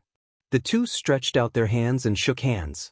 Although it was the first time for most people to see this kind of strange etiquette, they could see the equality in it. This also proved the rumor that the new pope had the support of Grey Castle and the relationship between the two had been reshaped. In the warm applause of the crowd, the two walked into the castle side by side. "Sorry, Your Majesty, I was impolite." After the door was closed, the woman bent down and was about to kneel on one knee when Roland pulled her up. "No, I think this is good. Besides, you're no longer the pure witch of the past. The witch union doesn't need such complicated etiquette. Have you been in the holy city for too long and forgotten this point? The woman was Isabella, who had been transferred from Hermes to take over the holy city as the Pope's representative. She was responsible for settling the nuns and orphans and preventing the pill of madness from leaking. After Isabella finished speaking, she suddenly froze. She looked up in surprise and said, "Your Majesty, you just said, you didn't hear wrongly. Vendi suggested to accept you as a member of the alliance, and I agreed to her suggestion." Roland nodded. "Although the punishment is 5 years, you did a good job in Hermes. Consider it a reward." It took Isabella a while to react. "But Your Majesty, after joining the Witch Union, you'll be given a fixed amount of chaos drinks every month." The latter's "but" was instantly stuck in his throat. "I know what you want to say, really." Roland sighed. "You pure ones always like to persist in strange places, or torture yourself. Besides, atonement doesn't require shackles and chains. If I have to keep preparing these things for you, it will be a headache for me. So at times like this, just say thank you to Vendi like everyone else." "Yes." Isabella bit her lip and slowly lowered her head. "I understand. I know you've been living in responsibility and orders in the past, but it doesn't matter. One day, you'll get used to this new way of life." Roland changed the topic. "This meeting is a rare opportunity for publicity, so it should be more grand. But I don't want to waste any more time on ceremonies and banquets. You should know that Neverwinter has been attacked by demonic beasts." "Yes." Speaking of business, Isabella's expression suddenly became serious. "Did you ask me to come here to learn more about demonic beasts?" "Yes. After all, in the past 100 years, Hermes has been the main force in fighting against demonic beasts. I think the church must have accumulated a lot of relevant information." Isabella replied without hesitation. "I'll tell you everything I know. When he learned that Neverwinter was suddenly attacked by demonic beasts 4 days ago, Roland did not pay much attention to it at first. He had experienced many months of demons in the western region, and people had been able to use wooden guns and firearms to fight against demonic beasts several years ago, let alone the current army. Although it was unusual for a large number of demonic beasts to appear outside the months of demons, the first army was fighting with demons in many areas, so he had no time to think about the reasons behind it. Unexpectedly, the development of the situation was beyond his expectation. That night he received several telegrams from the tower at North Slope Mountain, and the situation took a turn for the worse. A large number of demonic beasts crossed the Tequila Line and launched an attack on the development area. The garrison also made corresponding resistance, but failed to stop the enemy's attack. If not for the timely armor-train support, the loss would be even more shocking. Moreover, the report mentioned that several witnesses claimed to have seen ghost-like monsters, which moved quickly, silently, and almost invisible to the naked eye. They would only appear after being stained with blood. This made Roland realize that he might have seriously underestimated the ability of demonic beasts. When Isabella finished her report, Roland found that his guess was confirmed. Compared to the holy city of Hermes, the months of demons in the western region of Grey Castle was just a tributary of the sea. There were far more types of demonic beasts than demons, and some hybrids were even difficult to find their original forms among the wild beasts. For example, wild beasts with extremely long bodies could pass through the ground and climb up the city walls, and cold howling birds with goat horns and bird bodies were all monsters that had never been seen in the western region. At the same time, he had a basic idea of the reason for this attack. A large number of demonic beasts suddenly appeared behind the development area, which was most likely due to wild beasts. But this still could not explain why the situation in Neverwinter became so serious. Even if the rear did not have a huge city wall like the Holy City, and the first army was made up of inexperienced rookies, the gap in weapons was enough to make up for all this. Perhaps the people would fall into chaos at first, but after the emergency plan was activated, the army should be able to quickly stabilize the situation. In addition, he noticed that Isabella did not mention the ghost-like monsters, which made him wonder, was it a new enemy, or a false report made by the people in the chaos? At this time, A servant walked into the room with a paper package in his arms. "Your Majesty, a new letter has been sent from Neverwinter." Not a telegram? Roland was a little surprised. Yes, it was sent by the Air Knight. Let's take it apart. Inside the paper bag was a stack of pictures. Roland spread them out on the table, only to find that they were all the real portraits of the attackers. Obviously, these pictures were drawn by Soroya. Compared with written reports, the latter was undoubtedly more accurate and vivid in terms of intelligence. It seemed that even if they had no fighting ability, they were still doing their best to protect their home. Soon, a picture of a monster's corpse caught Roland's attention. It seemed to have been hit by a train, and most of its body was stuck to the iron plate. Its appearance could not be associated with any of the demonic beasts described by Isabella. "This kind of hybrid, have you seen it in Hermes?" He took out the drawing and put it in front of Isabella. She looked at it carefully and then shook her head. But Nightingale, who had been standing behind Roland, suddenly let out a soft cry of, "Ha!" Bookseller's website.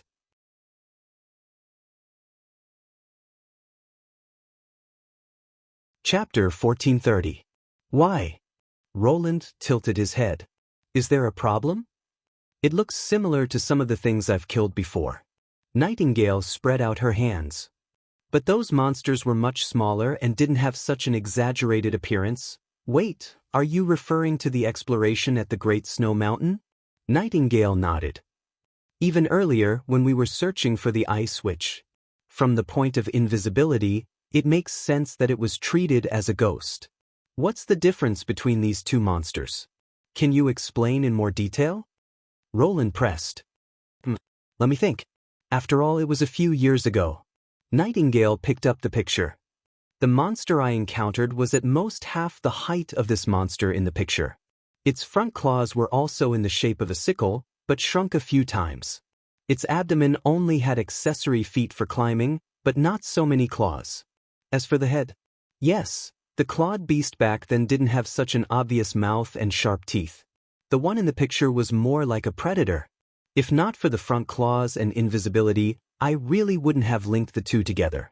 At that time, I even thought that they were some kind of hybrid demonic beast." Roland's expression turned solemn. "But later, I discovered that those monsters belonged to the Sky Sea realm. If the threat that the demonic beasts posed was limited, the Sky Sea realm was a completely different matter. As participants in the battle of divine will, they could oppress the demons in places where humans couldn't see. Their strength was definitely not to be underestimated. If the forces of the Sky Sea realm appeared in the western region, it was definitely not good news. But the entire northern part of the Fertile Plains was occupied by the demons after the first battle of divine will. So how did the Sky Sea realm infiltrate the hinterland of the continent? Could it be a horrifying and exaggerated idea vaguely drilled into his mind? Yes, speaking of demonic beasts, the First Army was also attacked by demonic beasts when we entered the Snow Mountain ruins. Nightingale raised her eyebrows. "It's too much of a coincidence. Could it be that the demonic beasts and the Sky Sea realm are in cahoots?" Roland and Isabella immediately looked at Nightingale. The latter curled his lips. "I was just saying. You don't have to take it to heart. In short, I'm afraid this matter is more troublesome than I expected." Roland tapped the table lightly. No matter what, Neverwinter was the core of human industry, and no accidents could be allowed. If the attack had anything to do with the Sky Sea realm, it would not be excessive to use the most prudent countermeasures. "Isabella, the information you provided is very useful. Go and rest for a while. I will let the person in charge of the general staff contact you later." Isabella did not leave. "Your Majesty, I still have something to report to you." "What is it?" "Say it." "While I was in Hermes, I didn't stop experimenting with the God's Stone." She took out a stack of paper from her coat and placed it on the table. "Do you still remember the conclusion that Agatha came up with?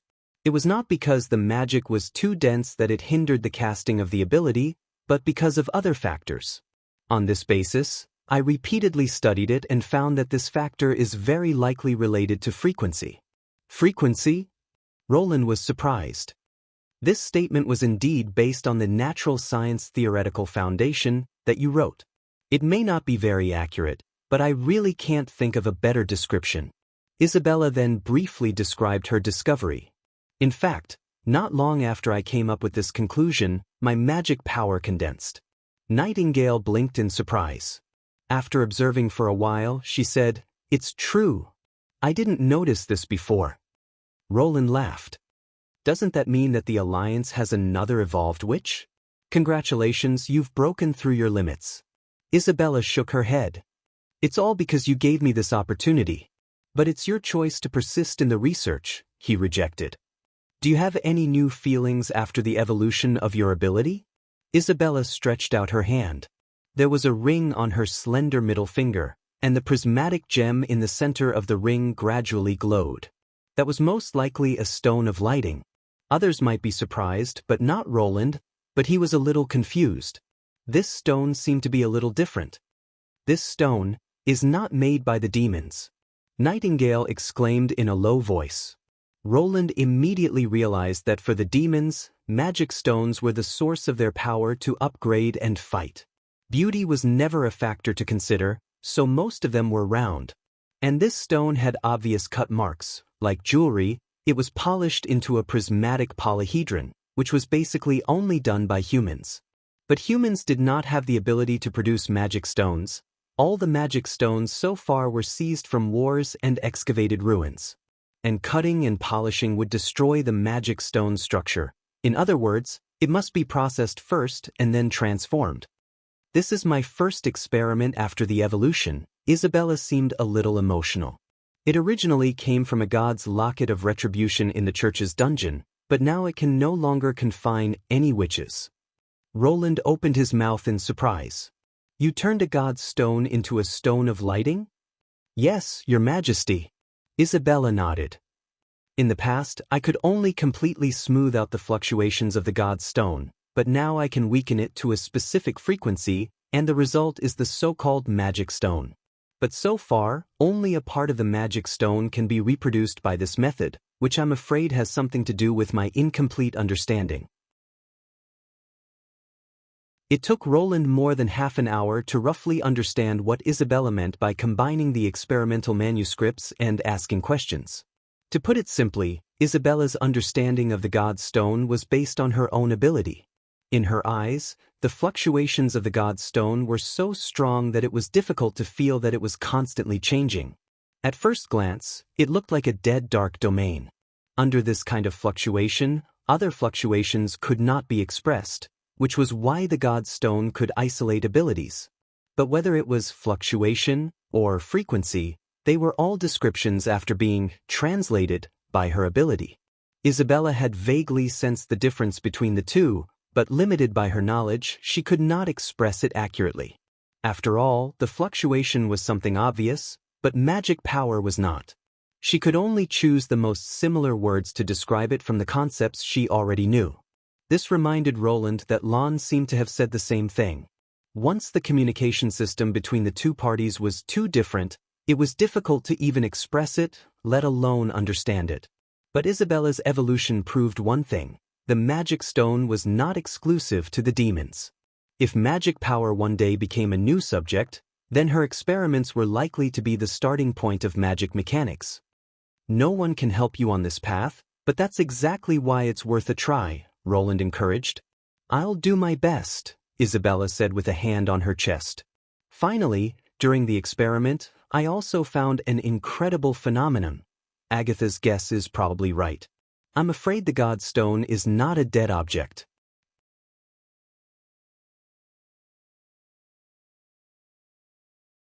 Chapter 1431. Not a dead thing. What do you mean? Nightingale frowned. Could it be that the god's stone in the mine can talk? I haven't found anything like that yet, but when I was testing at the bottom of the Hermes vein, I accidentally found a few rats eroded by the god's stone. Isabella closed her eyes as if she was recalling the scene at that time. They may be lost people from the upper levels of the Privy Council after the collapse of the new holy city. No one knows how the rats were captured by the god's stone, but part of their body has been immersed in the god's stone as as if the two have merged into one. When the insect is wrapped in rosin, it can be seen as a whole, but the amber is still not a living thing, Roland said bluntly. I know. Isabella's face showed a trace of fear. If that's the case, I wouldn't make such an assertion. The problem is, the rat is still alive. When I get close, it will scream at me as if begging me to release it. Roland could not help but shiver. He suddenly understood why the other party was afraid. Fear of the unknown. And she was standing in front of a field that she had never seen before. Could it be that the rats have just been attached to it? Nightingale asked, pretending to be relaxed. I observed them for 3 months and 9 days, and they never stopped screaming. Isabella sighed softly. On the 10th day, I used a dagger to separate one of them. I found that its stomach was already empty, and it had even shrunk because of the long period of abandonment, but some of its blood vessels had grown into the god's stone. This meant that for a whole 3 months, it was the god's stone that provided the energy for the rats to survive. It seems that I have thought too simply. Roland could not help but smile bitterly. He previously thought that only living things can gather magic, was a fallacy caused by his lack of understanding of magic, but the evidence found by Isabella undoubtedly pushed the fallacy one step further. I've seen it in the church's all living things record.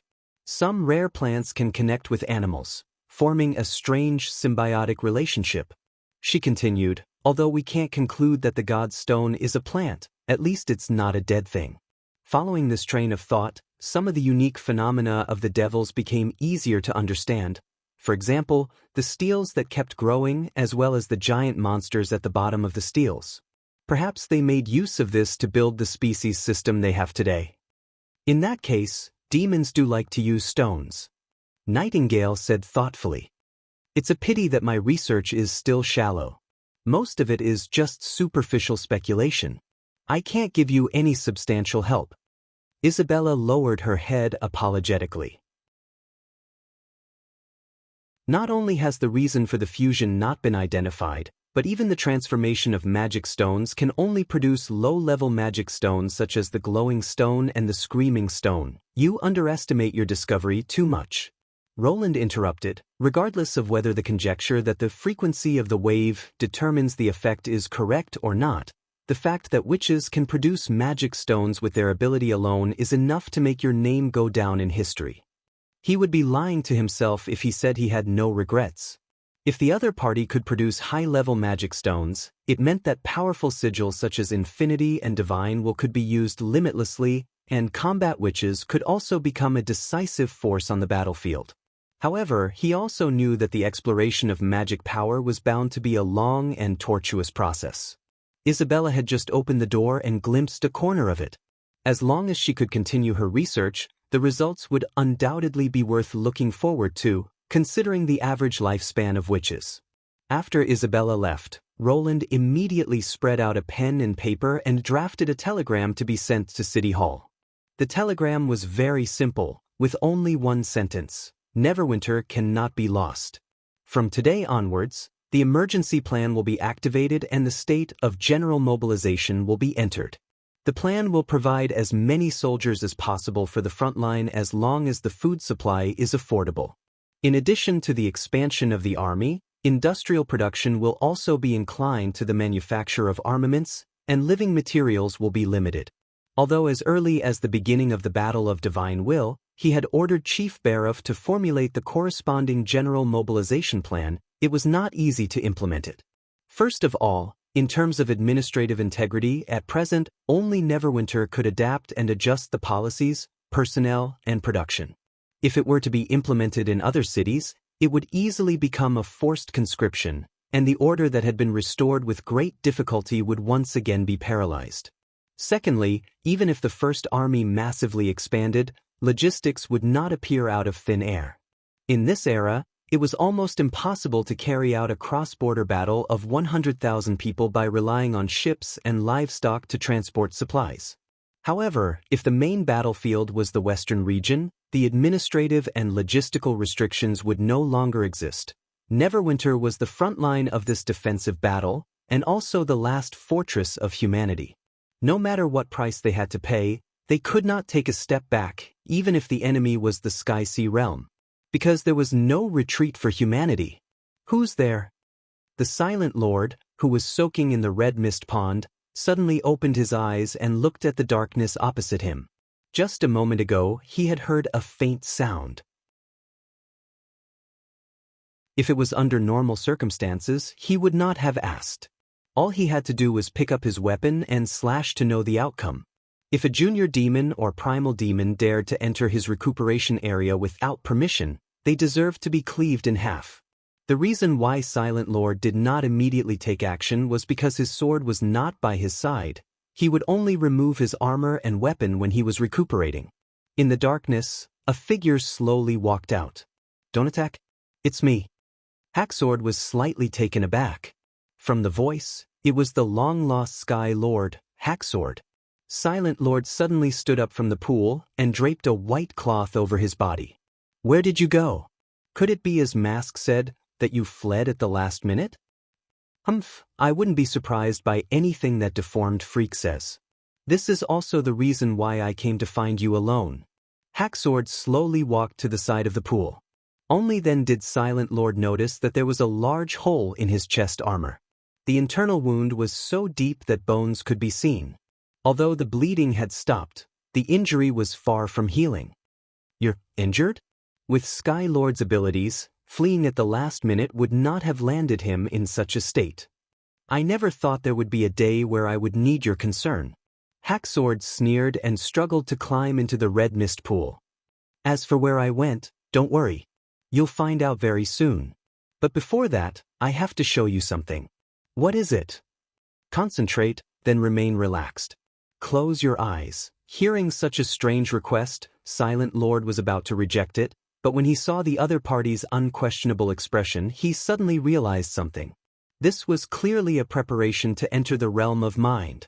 He hesitated for a moment before finally closing his eyes. In that instant, an indescribable scene surged into Silent Lord's mind.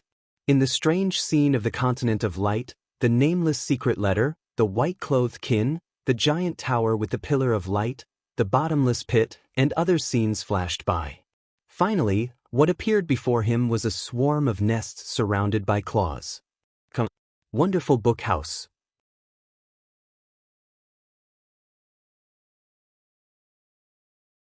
Chapter 1432. This was memory reading. The only difference was that they had exposed their memories to the king in the presiding Holy See, but now, Hacksword was the one who took the initiative to instill memories into her consciousness. Silent Disaster took a long time before severing the connection. Memories were difficult to forge and were far more accurate than narration, but it also had a flaw that could not be ignored. It was easy to see fragments outside of the matter. The open memories were like an unguarded city.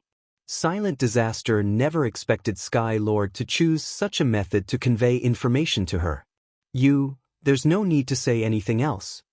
Hacksword's voice was very deep. Clearly, this action had exhausted her. "If I didn't do this, would you believe what I experienced?" The answer was undoubtedly no. A small island not far from the Blackstone region was actually the real location of the origin of magic.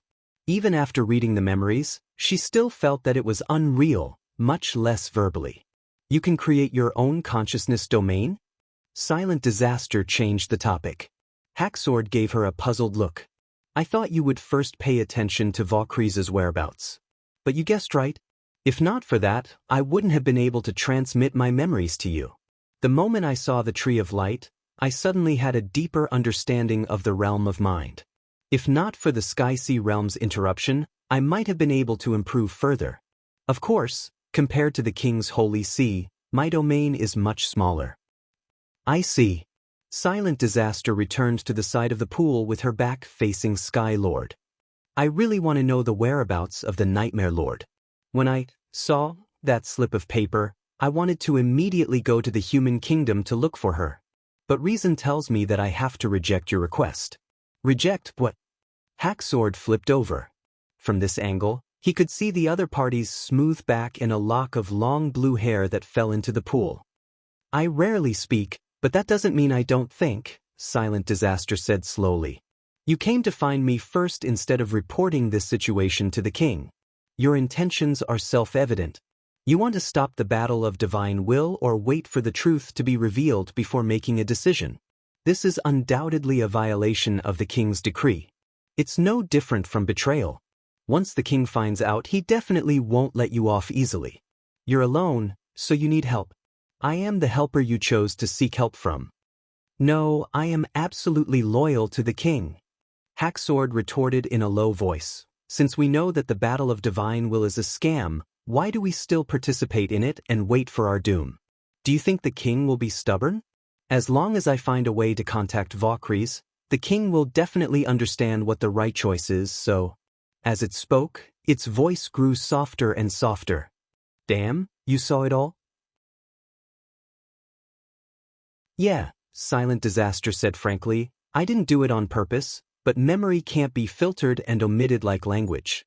From the moment you left the bottomless land, you knew that the king would never agree to your actions. The battle of divine will was a scam, and the realm of mind hid an even deeper secret. This did not conflict with the destruction of the human race and the Sky-Sea realm. Even if the information on the note was true, as long as they did not combine the legacy shards, the upgrade would not begin. They had plenty of time to decipher this secret. Regardless, everything related to the divine will should be in their own hands. Leaving a competitor alive was an extremely dangerous thing. Indeed, the destruction of the human race could cause the shapeshifters to completely disappear from the realm of mind, but compared to the entire race, a senior lord was negligible even if the other party was Valkyries. The king would not allow emotions to affect his judgment. The only rule he followed was ice-cold logic. Once the war stopped, the speed of development of the human race might cause the advantage of the race to disappear. This was something that Osruk had repeatedly emphasized. The king would never take this risk. Hacksword was definitely aware of this. If this were any other time, I would definitely beat you to the point where you can't escape and hand you over to the king for judgment. Silent Disaster sighed. But seeing that all of this is because you want to save Valkyries, I can pretend that I don't know. Since you understand, then shouldn't you take action? Or are you saying, Hacksword glanced sideways at the Nightmare Lord's body on the other side of the red mist pond. Your respect for Valkyries is all in act. Compared to her, you wish to see an empty... Bang! Silent Disaster punched the red mist pond, causing a few cracks to appear on the stone foundation, but it also made Sky Lord shut his mouth in time. Firstly, all of your deductions are based on a note of unknown origins. It is undoubtedly Valkyrie's handiwork, but that's all there is to it. But it foretold the existence of the bottomless land. It also said that the deity of gods isn't safe, but the humans are unable to stop us, Silent Disaster said coldly.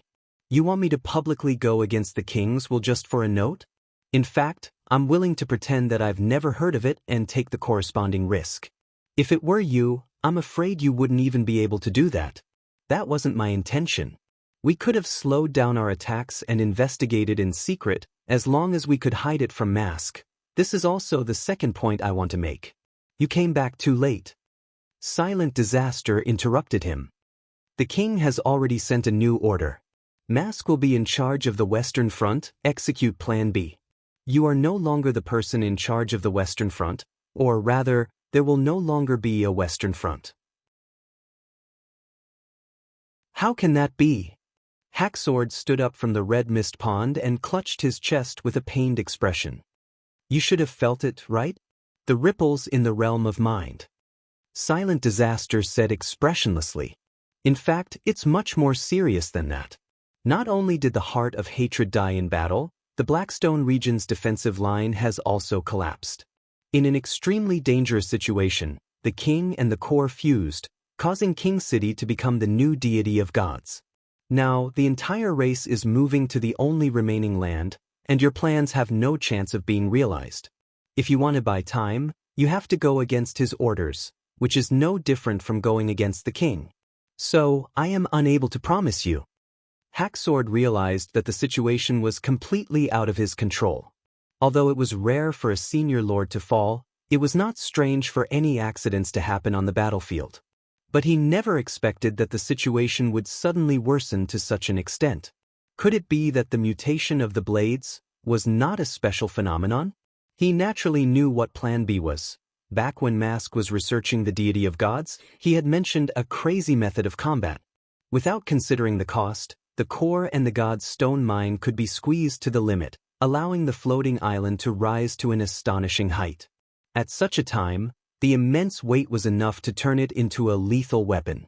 When the deity of gods fell from the sky, only God's punishment could compare to it.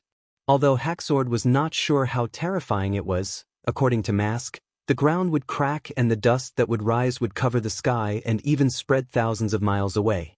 Lava would also erupt from the cracks, turning the entire land into an abyss of fire. To deplete a precious deity of gods with a single attack, Haxord originally thought that the plan would never come to fruition, but he never expected the king to agree to it. As such, his plan had indeed become empty talk. How could he stand out alone and defy the king? The future of his race might be uncertain, but his fate was already set in stone. Other than being hunted down by the other senior lords, there was no other possibility. Maybe you're right. Haxord slowly sat back down in the pool. I was indeed too inconsiderate and nearly committed a grave mistake. Since I have already switched to Plan B, I should return to Sky City and make arrangements for the follow-up. Bang! Another crack appeared on the pool wall. Sky Lord froze in surprise. Do you intend to give up on Valkyries? The latter finally turned around. Its eyes were as cold as ice as it looked down at him, as if it would make him bleed on the spot if he said the word, yes. But Haxord was momentarily at a loss for words. He couldn't save her, but he could not save her either. Was he being reasonable? He suddenly understood Mask's feelings a little. I rejected your request, but that doesn't mean I will give up on saving her. Then the method is, I don't know. Precisely because I don't know, you have to think about it. Silent Disaster's tone was unquestionable. But no matter what, don't think you can leave now. Following that, he retracted the chill in his voice and closed his eyes. Especially after you gave me hope.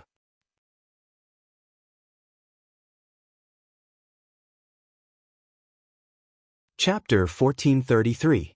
Be careful. They're charging at us again. Following Fishball's loud warning, the temporary defensive line formed by less than 100 people erupted with concentrated gunfire. Under the barrage of firepower, the agile small monstrous beasts had no choice but to slow down and slowly crawl through the flying debris and dust.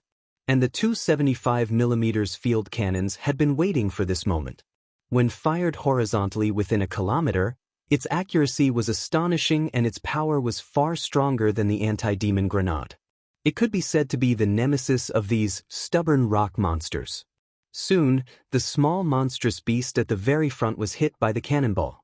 Half of its body exploded, and one of its legs even fell 100 meters away. After losing a few monstrous beasts, the remaining demons retreated and once again hid in the red mist. But everyone knew that this was only a temporary lull. They would return at any time, from all directions. This scene did not only occur in the northern part of the Kingdom of Dawn. From Mount Kento in the Kingdom of Wolfheart to Coldwind Ridge in Grey Castle, there were many similar battles taking place at every moment. The only difference was the scale. Thus, the First Army adopted a corresponding strategy. Large numbers of troops were used to deal with large numbers of enemies, and small numbers of invaders were left to a small number of people. The team led by Fishball was precisely such a blocking team that filled in the gaps. They relied on the city to intercept the demons that attempted to cross the cordon, ensuring that the humans had a firm foothold in the red mist. Even though Fishball was only a lowly officer, he knew that his mission was closely related to the overall strategy. According to the calculations of the higher-ups, in a few months, the red mist from Hermes would be enough to cover the entire city of Glow. Thus, fighting in the red mist was the trend in the future. They had to adapt to the battlefield without the support of the witches and maintain the normal operations of the Kingdom of Dawn. It had to be said that this kind of battle was very passive. After all, no one knew where the demons would come from or how they would enter the cordon.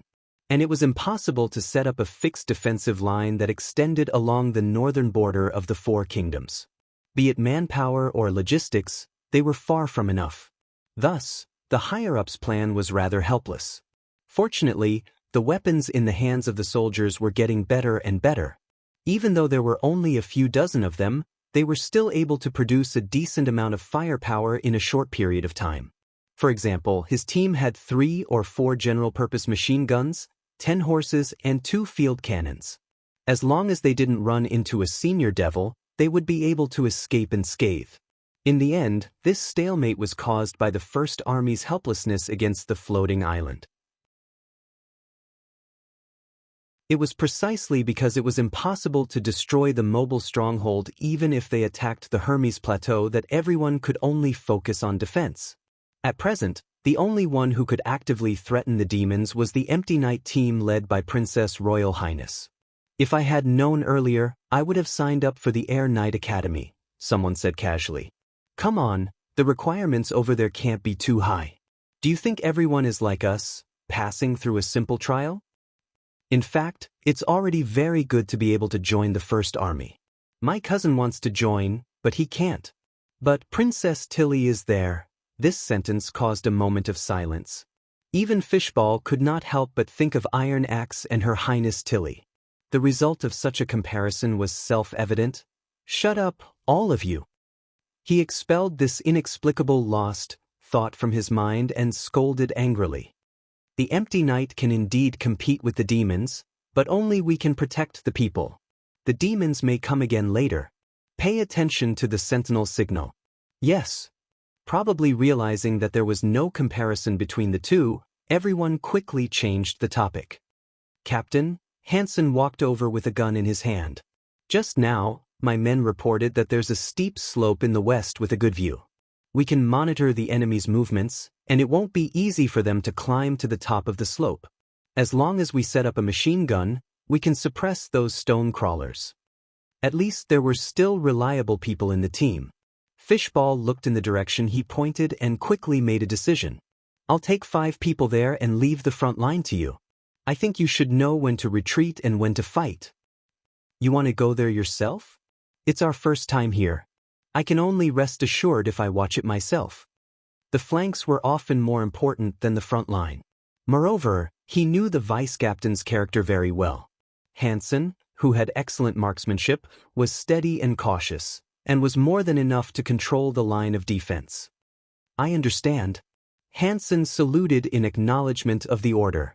Fishball nodded and quickly picked out the 5 soldiers, including the scout, and climbed all the way to the top of the slope. This bulging area resembled the northbound slope. It rose slowly and then stopped abruptly, forming a section with a height difference of 20 to 30 meters. The top of the slope was densely covered with trees, making it very suitable for hiding. The only drawback was that the fog was also very thick. The red mist that had settled here was difficult to move, so the visibility in the forest was poor. Although it did not affect their observation, being surrounded by the moist red mist was not a good experience. "Light a fire to disperse the fog and check the surroundings." Fishball found a suitable shooting position and put down his machine gun. This was a good place. The protruding slope was a natural suppression point, especially against the monstrous beasts that were almost defenseless behind them. While the enemy had not launched a new attack, he planned to mark this point on the map. It might come in handy in the future. But a long time after his teammates had dispersed, Fishball did not hear the crackling sound of burning as he expected. "What's going on? Collecting a bunch of firewood shouldn't take that long, right?" He furrowed his brows and shouted twice, but the forest was silent. There was not even the slightest echo. Fishball was instantly alerted. This isn't right. Even if there's an enemy, his teammates should be able to fire at least once. Moreover, neither Hansen's subordinates nor the 6 of them had discovered any traces of the enemy along the way. This sudden silence was a little too strange. At this moment he suddenly heard an extremely faint sha-sha sound from his right, as if something was lightly stepping on the grass. Fishball turned around abruptly and raised his machine gun. A dark shadow flashed in front of him, and the cold light even made him feel a stab of pain on his cheek. Kacha!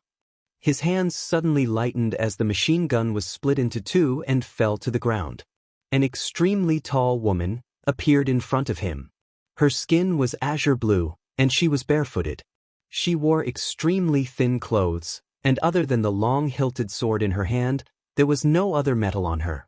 Perhaps this was the reason why she was able to move so stealthily.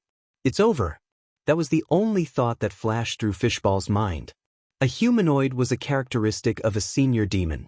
According to the brochure, the more humanoid a demon was, the stronger it was. Apart from her height and skin color, there was almost no difference in her facial features. One could imagine her strength. Surprisingly, when he was about to die, he did not feel afraid. The only thing on his mind was how to let his teammates know that a senior demon had infiltrated this area. But the sword did not strike his body. The other party took out a piece of paper and threw it in front of him. Take this and bring it back. Hand it over to the 3 chiefs of witches. Her tone was strange and she did not speak fluently, but it was indeed human language. I don't know who the 3 chiefs of witches are. Fishball quietly reached for the gun at his waist.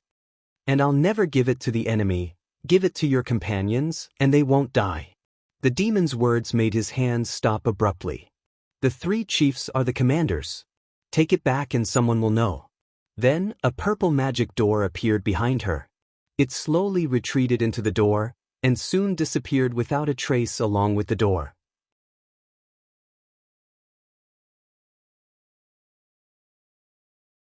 Chapter 1434. Is this a dream? Fishball blinked. Not only did the senior demon not kill him, it even wanted to communicate with the witch commander? But the piece of paper and the broken spear in front of him told him that it was not a hallucination. He picked up the piece of paper. It was not wrapped in any leather, nor was it stamped with a wax seal. The contents were laid bare for all to see. Even though he knew that he should not look at it, he could not help but steal a few glances. Bottomless land? Deity of gods? I have no idea what it means. This made Fishball heave a sigh of relief. Just from the words, no one would have guessed that the letter was written by a demon. Right, the others. He suddenly realized that it was not the time to ponder over the letter itself. He still had a few teammates missing. Fuck. Cardiac. Blanket. Fishball yelled as he stumbled into the forest.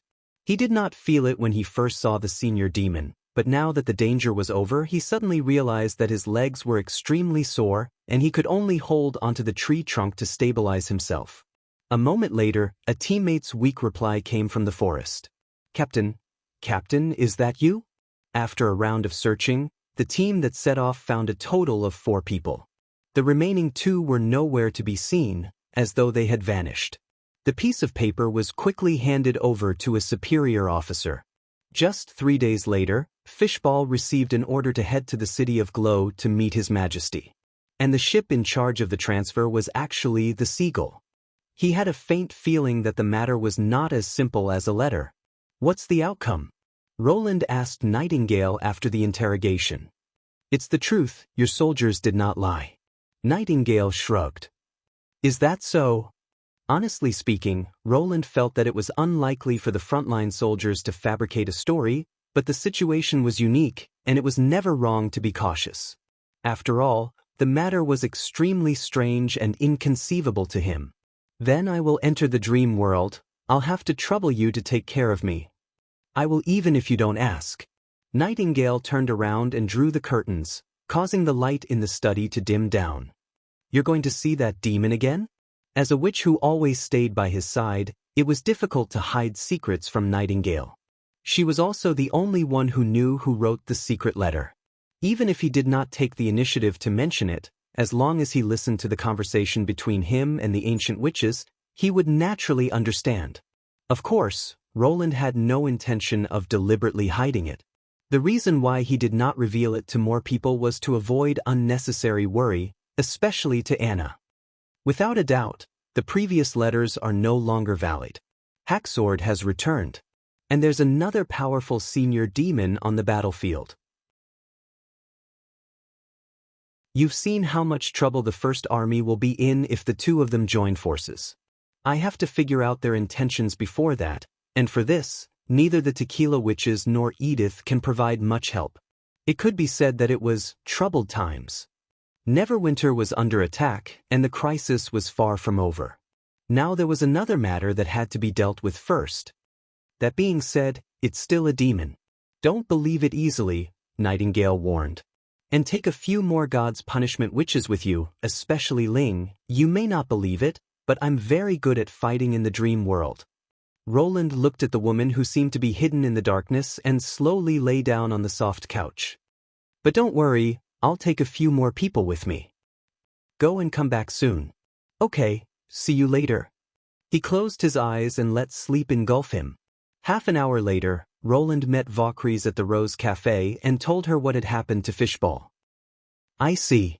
Vaucries stirred the coffee and pondered for a long time before she said, They're looking for me. Roland did not know if it was an illusion, but he felt that Vaucries was acting more and more like a human. You know the other person's identity? Vaucries raised her head and swept a glance at him. Syracuse, the silent disaster that I previously mentioned. But she rarely takes off that heavy armor, so it's not strange for you to mistake her for another higher ascendant. Roland was momentarily speechless. He obviously knew of the silent disaster. Back when the deity of gods entered the impassable mountain range, Sylvie had noticed the senior lord-level demon. He had also gathered information from the front lines and confirmed the other party's identity with Vaucries, the rare Sharita of the demon race, an extremely talented berserk demon warrior and the former guardian of the legacy shard. Under the guidance of the shard, he had even come into close contact with the other party. That's right, the armored enemy sitting high on the black stone throne was the senior lord silent disaster. But he never expected that the other party's true appearance hidden behind the armor would be like this. Are you sure they're looking for you? Roland suppressed the shock in his heart. But this letter is to be handed to the 3 chiefs of witches. The contents of the letter were extremely simple, almost identical to the one that the Nightmare Lord had handed over. The only difference was that the demon characters had been replaced with human characters. This was also something that he could not understand. Even if the witch commander knew of this matter, what meaning did it have to them? It's normal for you not to understand, because you're not us. Vaucries put down her spoon and drank a mouthful of coffee. Actually, as long as you look at it from another angle, you can guess their intentions. Firstly, I went missing because I was searching for the reason for human evolution. If I'm still alive, then I must be relying on someone's realm of consciousness to survive. Otherwise, under the assault of the sea of consciousness, it's impossible for me to maintain myself until now, much less transmit information. And the one most likely to come into contact with the realm of mind is the witches. Roland asked. Of course, there's also you. Vaucries said frankly. But considering that I can still transmit information, the probability of it being a witch is higher. Hacksword speculated that I might have convinced a witch and reached a consensus with her, which was why the first note appeared. If the one I convinced was you, then I could have just led the humans to surrender. There would have been no need to go through so much trouble. What you're actually trying to say is, control, right? Don't mind the details. Vaucries did not refute. In a sense, a relationship formed by persuasion is stronger than a relationship formed by control, because the latter is a unilateral action, while the former is a result of both parties' common beliefs. Roland suddenly remembered Agatha's words. During the first battle of divine will, some humans became devil worshippers. He shook his head and shifted his train of thought back to the right track. But even so, they have no way of knowing which witch's realm of consciousness you are relying on. Indeed. But it's not easy to send a note from Grey Castle to the kingdom of Wolfheart, especially during a time of war. The one who can do it is definitely not a nobody. She should have a certain level of influence in the human kingdom, or be very well informed. So, giving the letter to the witch leader is the most convenient choice.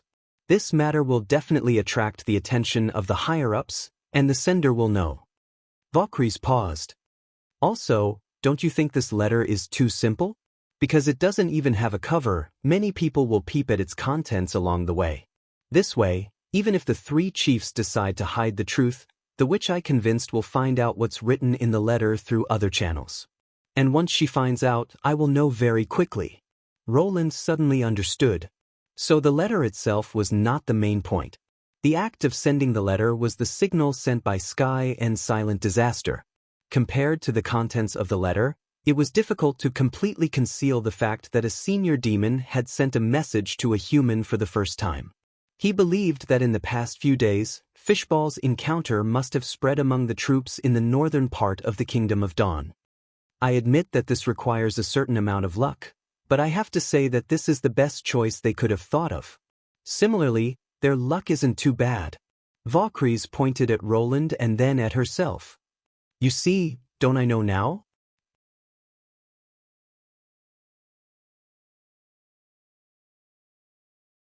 Chapter 1435. To be honest, I don't know.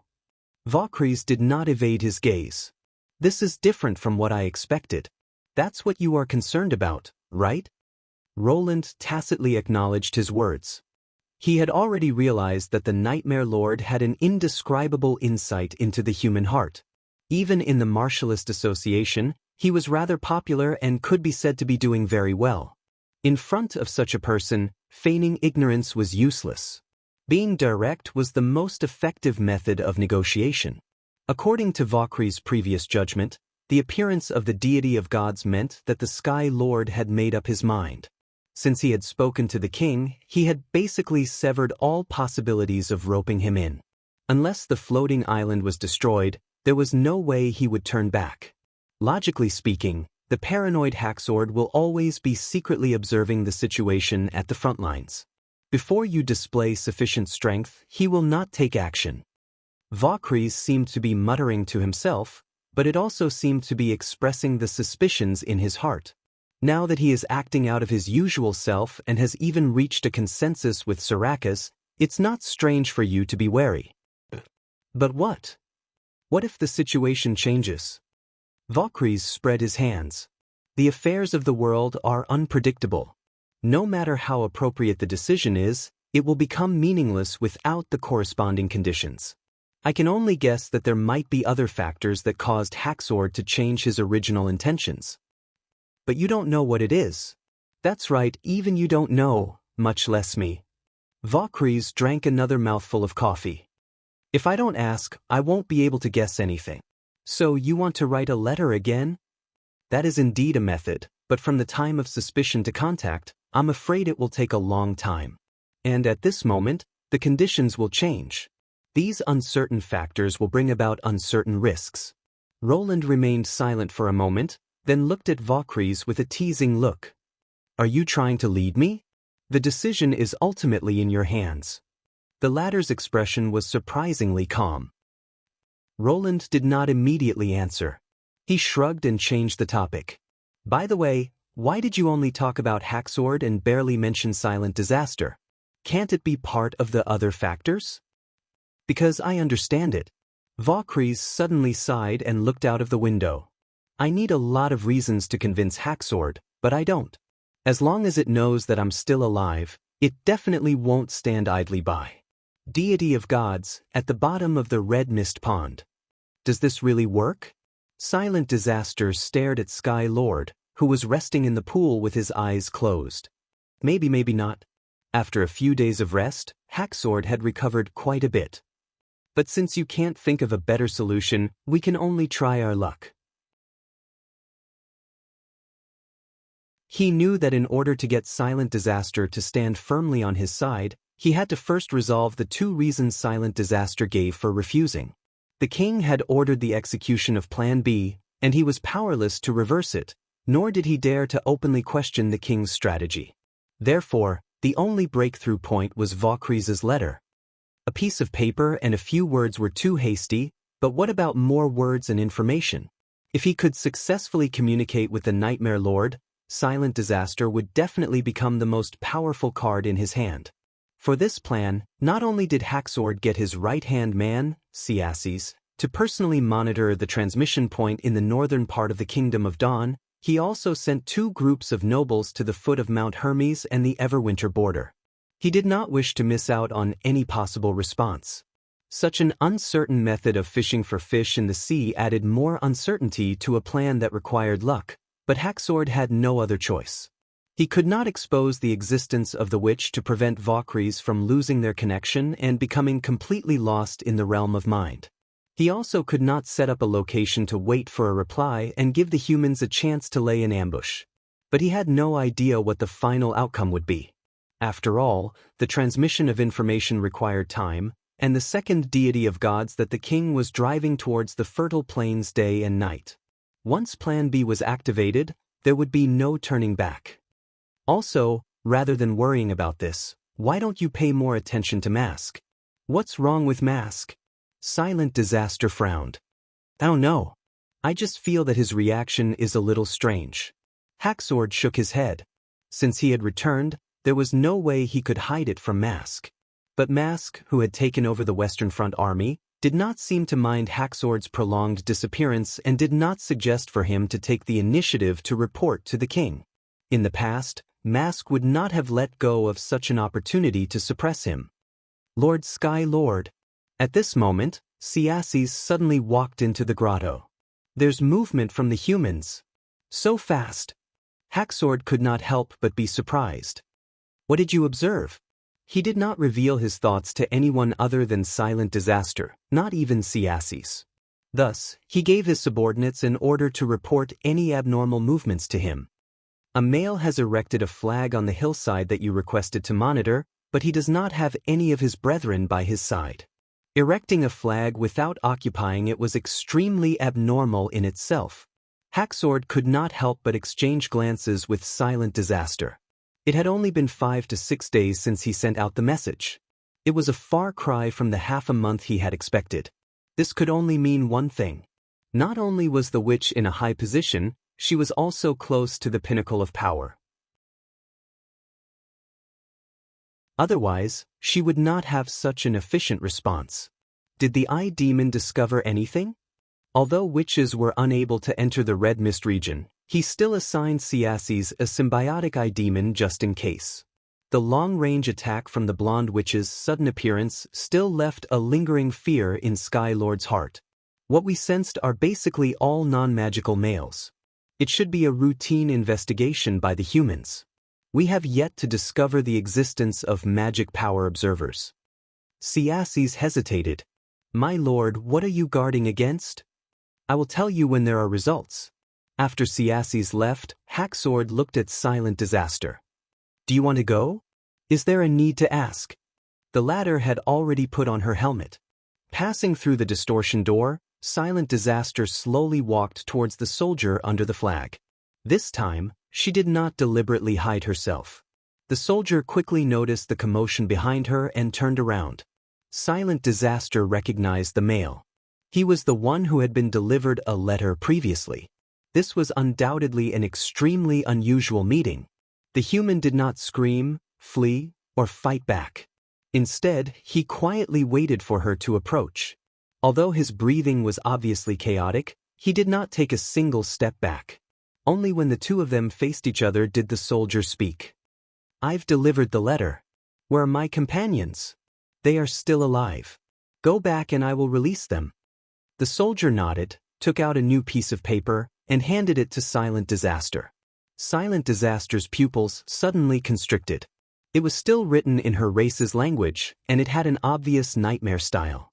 However, the content was exceptionally short. There was only one sentence. Concentrate and close your eyes.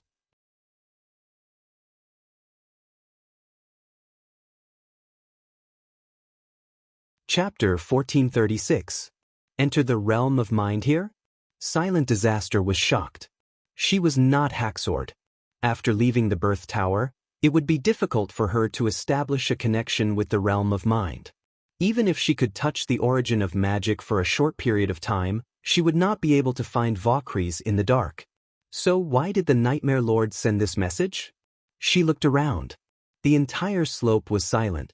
The Eye Demon did not give any warning. Even the hands of the soldier standing in front of her were empty. He did not even carry the firearms that they were so proud of. I'll give it a try.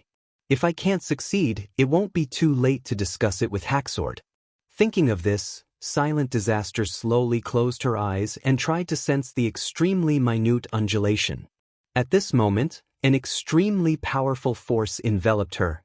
It was so shocked that it wanted to break free, but it was completely powerless.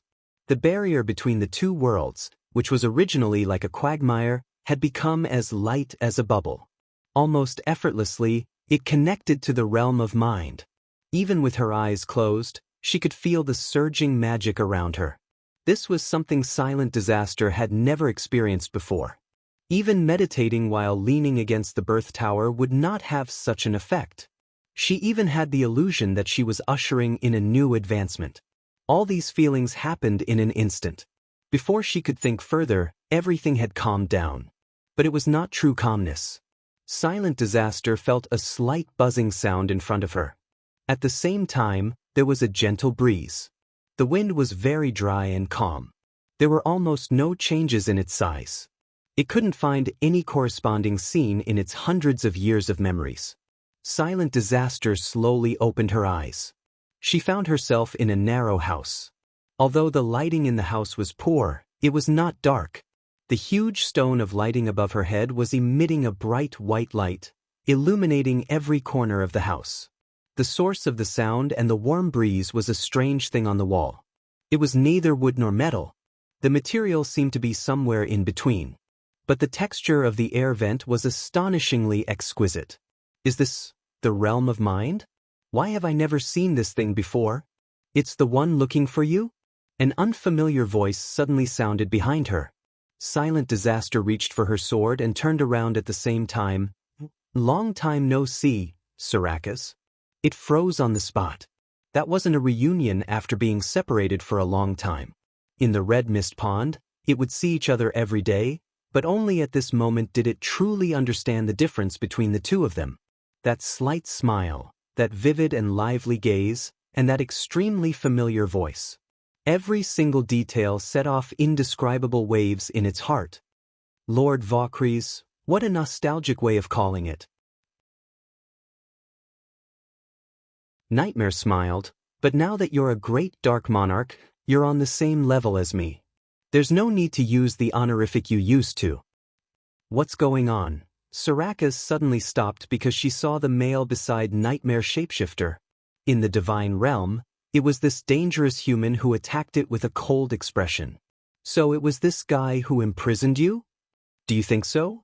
Vaucries asked. Silent Disaster's hand gripped the hilt of her sword, but she found it difficult to pull it out. Indeed, not only did the two of them appear at the same time, they didn't seem to be enemies either. Could it be that he was the one convinced by Nightmare Shapeshifter? Welcome to the dream world. Let me introduce myself.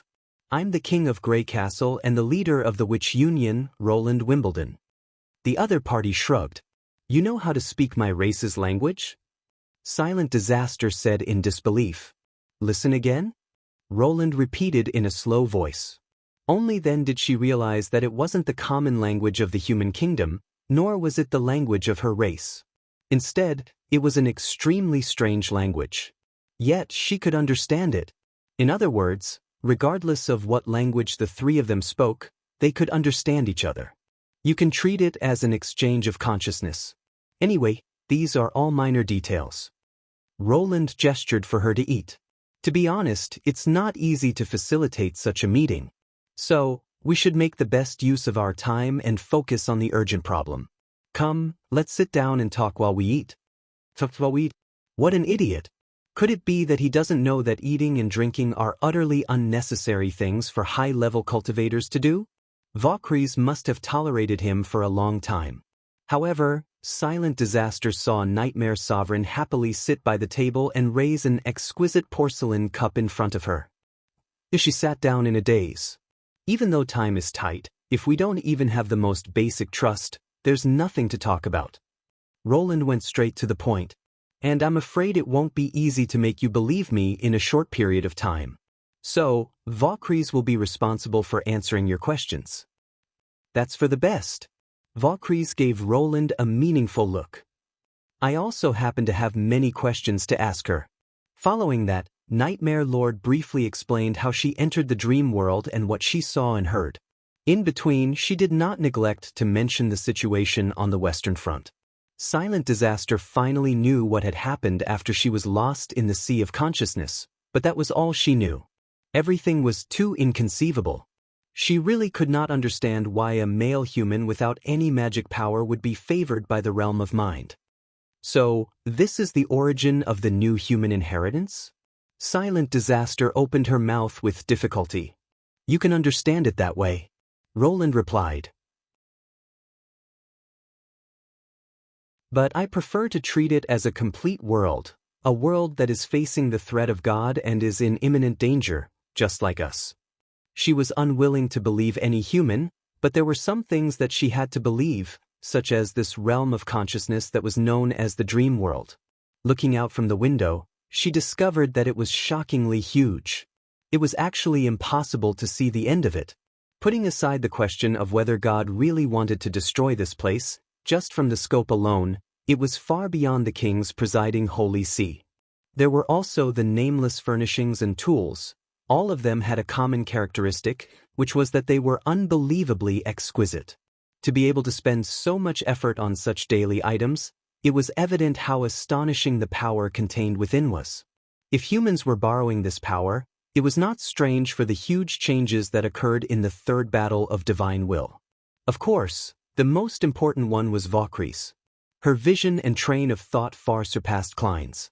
If she did not raise any objections on the spot, it was already very convincing.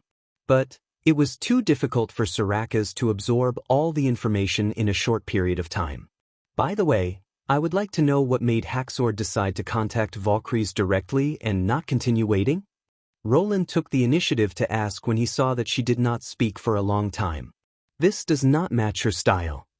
Silent Disaster first glanced at Valkyries and only revealed the reason after it nodded. Roland was not surprised that Sky Lord had confirmed the existence of the bottomless land at the northern end of the Land of Dawn.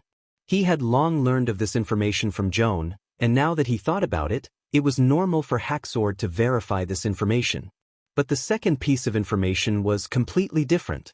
Are you saying that the Blackstone region has been invaded by the Sky Sea realm? Valkyries revealed a look of shock. Isn't that the main defensive line of the race?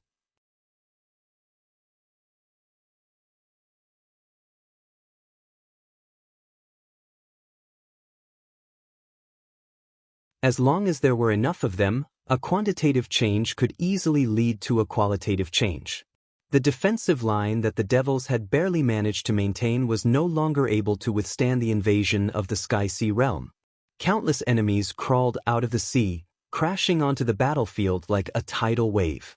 The king had no choice but to make the decision to abandon the Blackstone region. This was definitely not good news for Roland. If the demons were really unable to maintain their territory, then the humans would have to take on this new pressure. The attack on the western region was just the beginning. Humans, I suggest that you immediately transfer the legacy shard.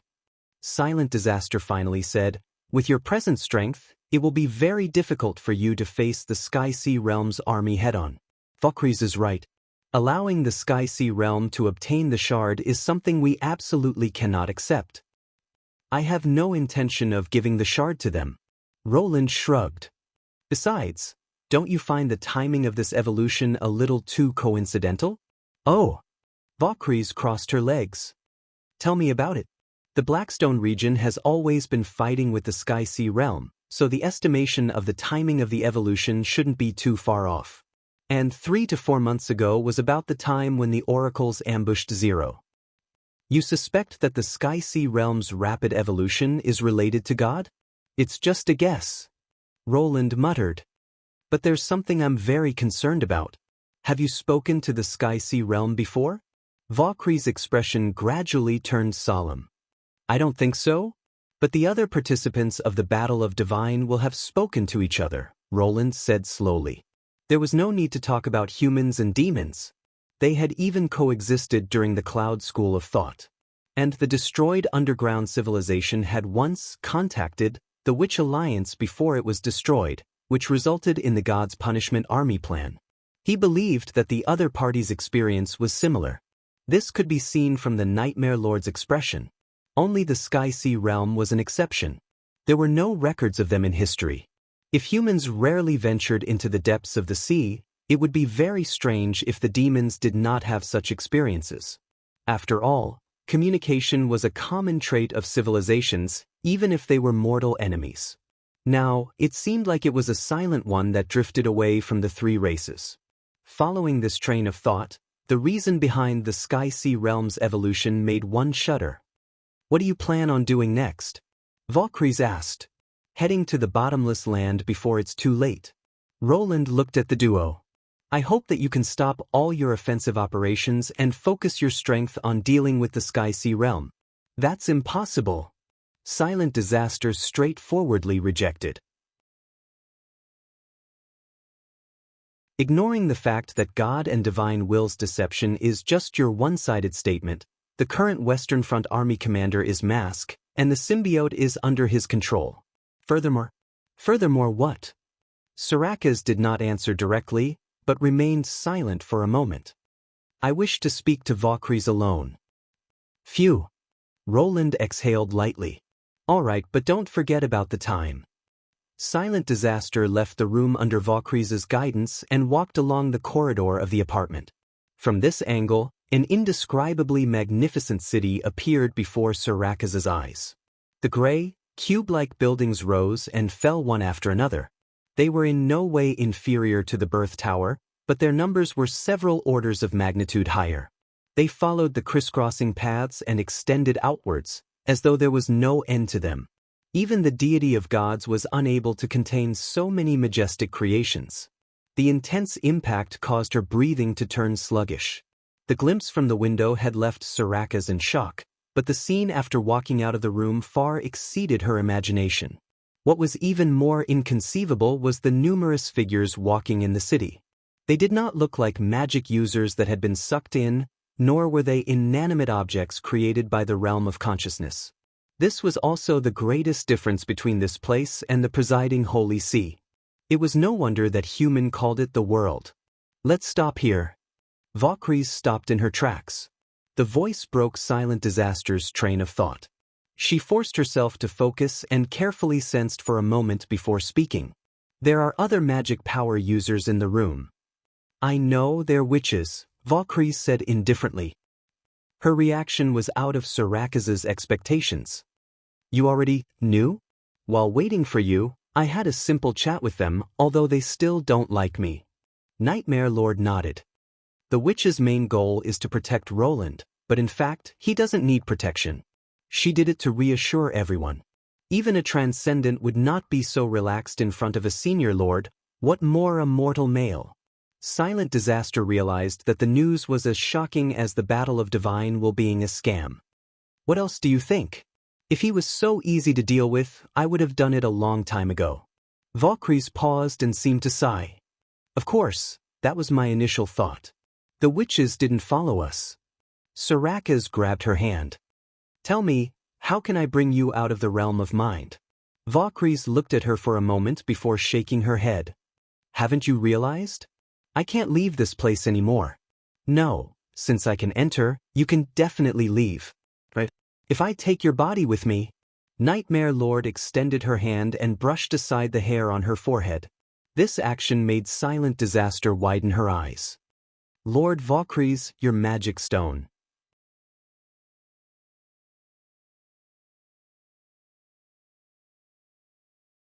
Chapter 1438.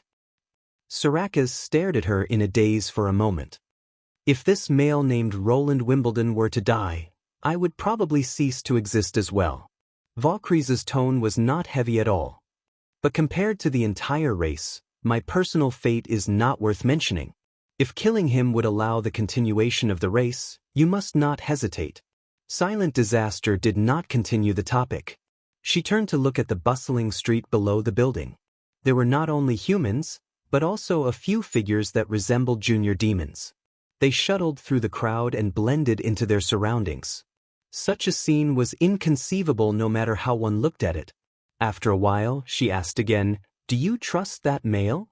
To be honest, when it comes to the survival of the race, the word trust is too weak.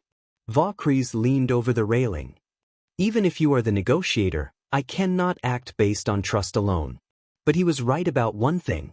Trust is the foundation of change. Without this foundation, we may need decades or even centuries to change our fixed views on the battle of divine will, and this price may be far beyond the ability of our race to bear. So, whether it is a yes or no answer, it is not appropriate. From the looks of it, he is indeed working towards ending the battle of divine will.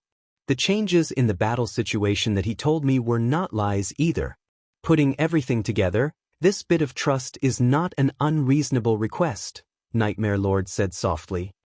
There is never a lack of reason to doubt. The key is to weigh the pros and cons, weigh the pros and cons.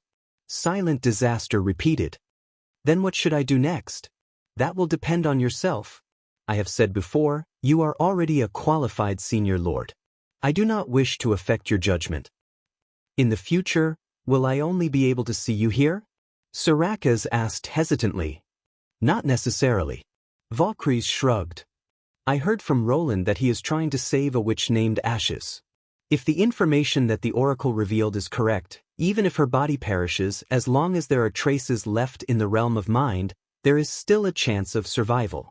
Compared to the witches floating in the sea of mind, I am at least more complete. Right? As it said that, it reached out its hands and took off her helmet. Considering the risk, there won't be many chances for us to meet like this, so don't wrap yourself up too tightly. Compared to the pitch-black armor, I'd rather see your original appearance. When the two of them returned to the living room, Roland could not help but raise his eyebrows.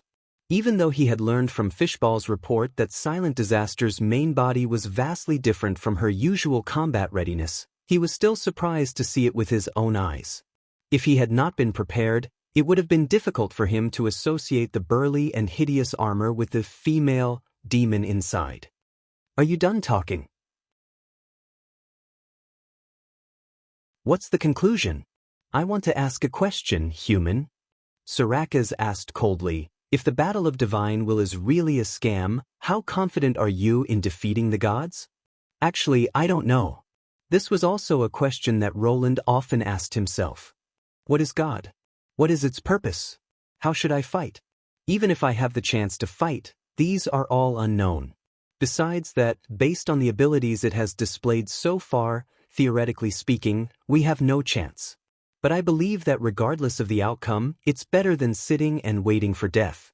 I don't care about your life or death at all, but don't forget, Lord Vaucries is still in your realm of consciousness. For him, I have to live well too, right? It's good that you understand. Saraka's glared at him. As for your request, I'll have to consider it before making a decision. I don't expect a single negotiation to yield results. Roland nodded. But at least it's a breakthrough from nothing. After that, we'll contact each other through letters. After all, such a meeting is extremely risky for both parties. As long as the Western Front Army is still invading the Four Kingdoms, the war will not stop. Also, he raised his cup. Since the next meeting is so far away, are you sure you don't want a drink? Saraka's disdainfully picked up the drink on the table and poured it into her mouth. She had seen too many of such tricks. No matter how disgusting the drink was, she would not show any fear in front of the enemy. When a mellow and sweet feeling that she had never experienced flowed into her throat, the entire room suddenly disappeared as she returned to the forest. Silent Disaster subconsciously looked at where Vaucries was sitting, but all she saw was an empty patch of grass. This short scene was like an illusion, and only a wisp of sweetness lingered in her mouth. What took you so long? Upon seeing Silent Disaster appear, Haxor did not hesitate to expel several distortion doors, and only asked after pulling her more than 5 kilometers away. From his point of view, she should have left the area immediately after receiving the reply. They didn't reply to my letter. Silent Disaster seemed to be absent-minded. What? Skylord frowned. Could it be a trap? No, I saw Vaucries. Haxor nearly missed a step and fell from the sky. What did you say? Vaucries is indeed attached to the realm of consciousness. Your guess isn't wrong, Silent Disaster said slowly. But the one that is attached to is the King of Grey Castle, and also the possessor of the legacy shard.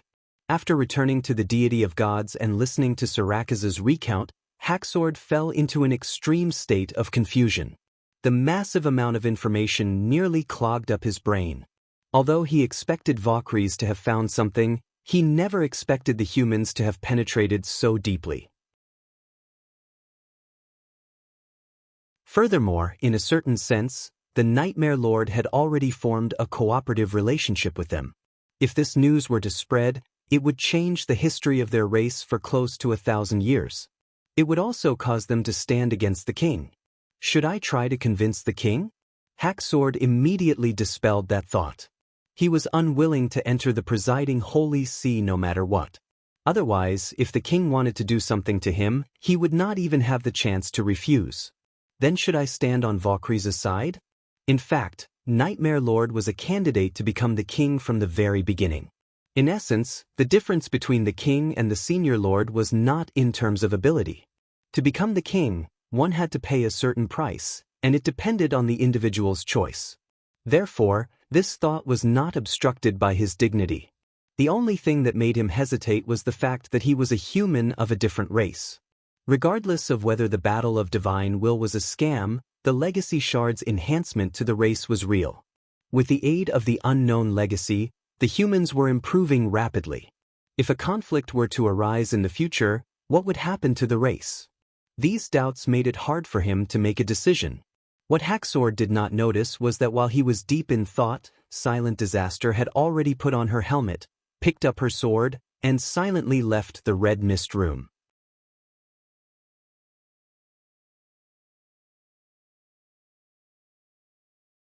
Chapter 1439. Let Go of the Witch has no updates today.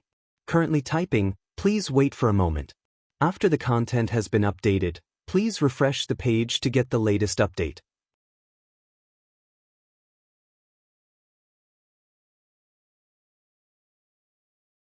Chapter 1440.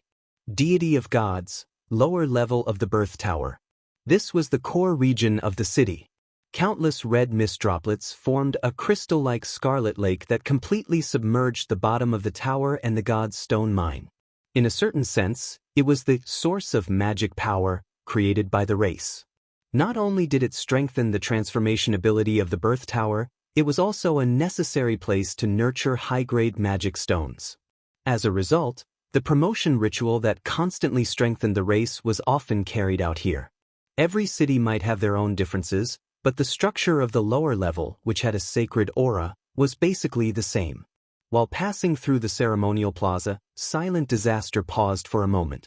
Looking at the familiar scene in front of her, she seemed to hear countless people chanting the name Sharita. Dressed in white robes, Valkyries slowly walked in front of her. But from the scattered red mist dust on the stone slabs, it was obvious that this place had not been opened for a long time.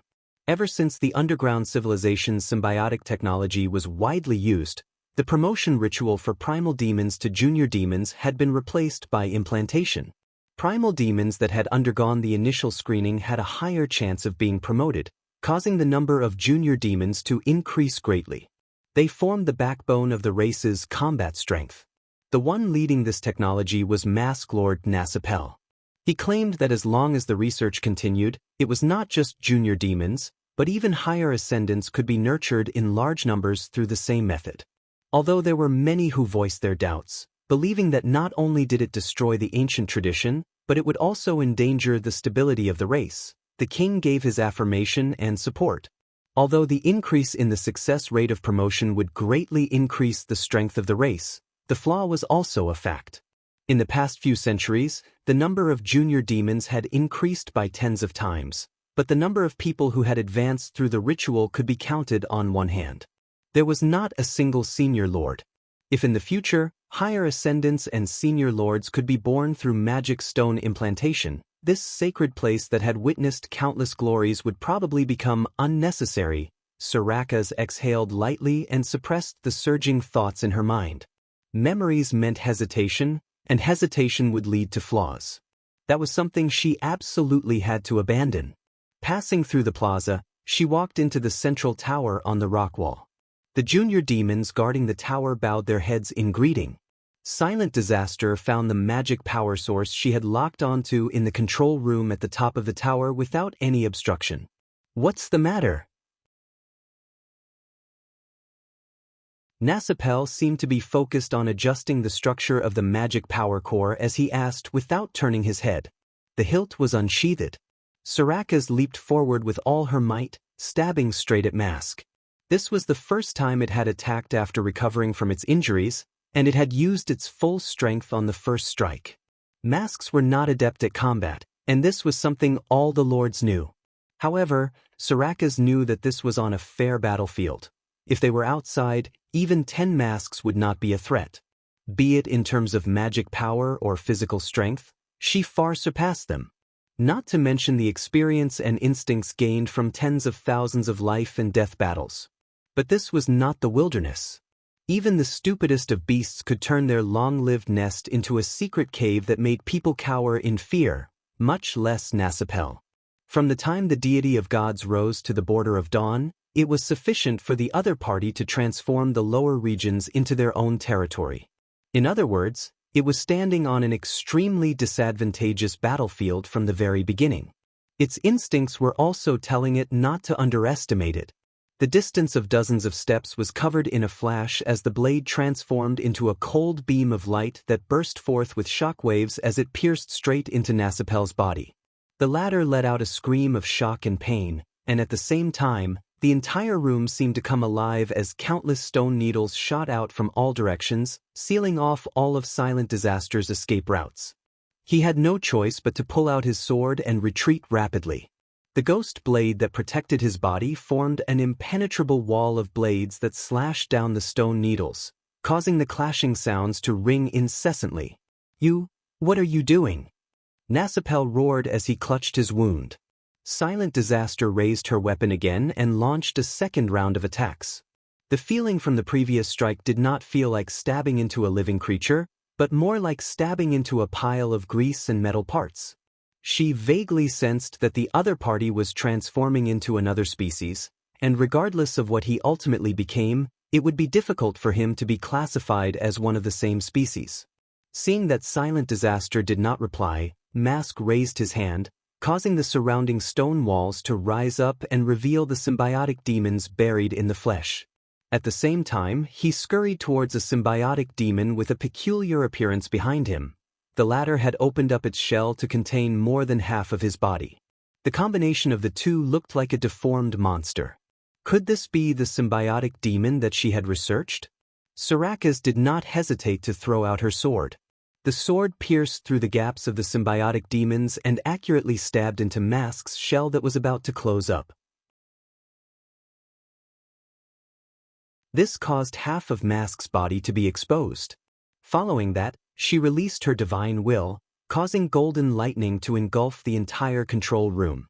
Under the dazzling light, the symbiotic demon with the stone needles was paralyzed, and the new symbiotic demon did not fare any better.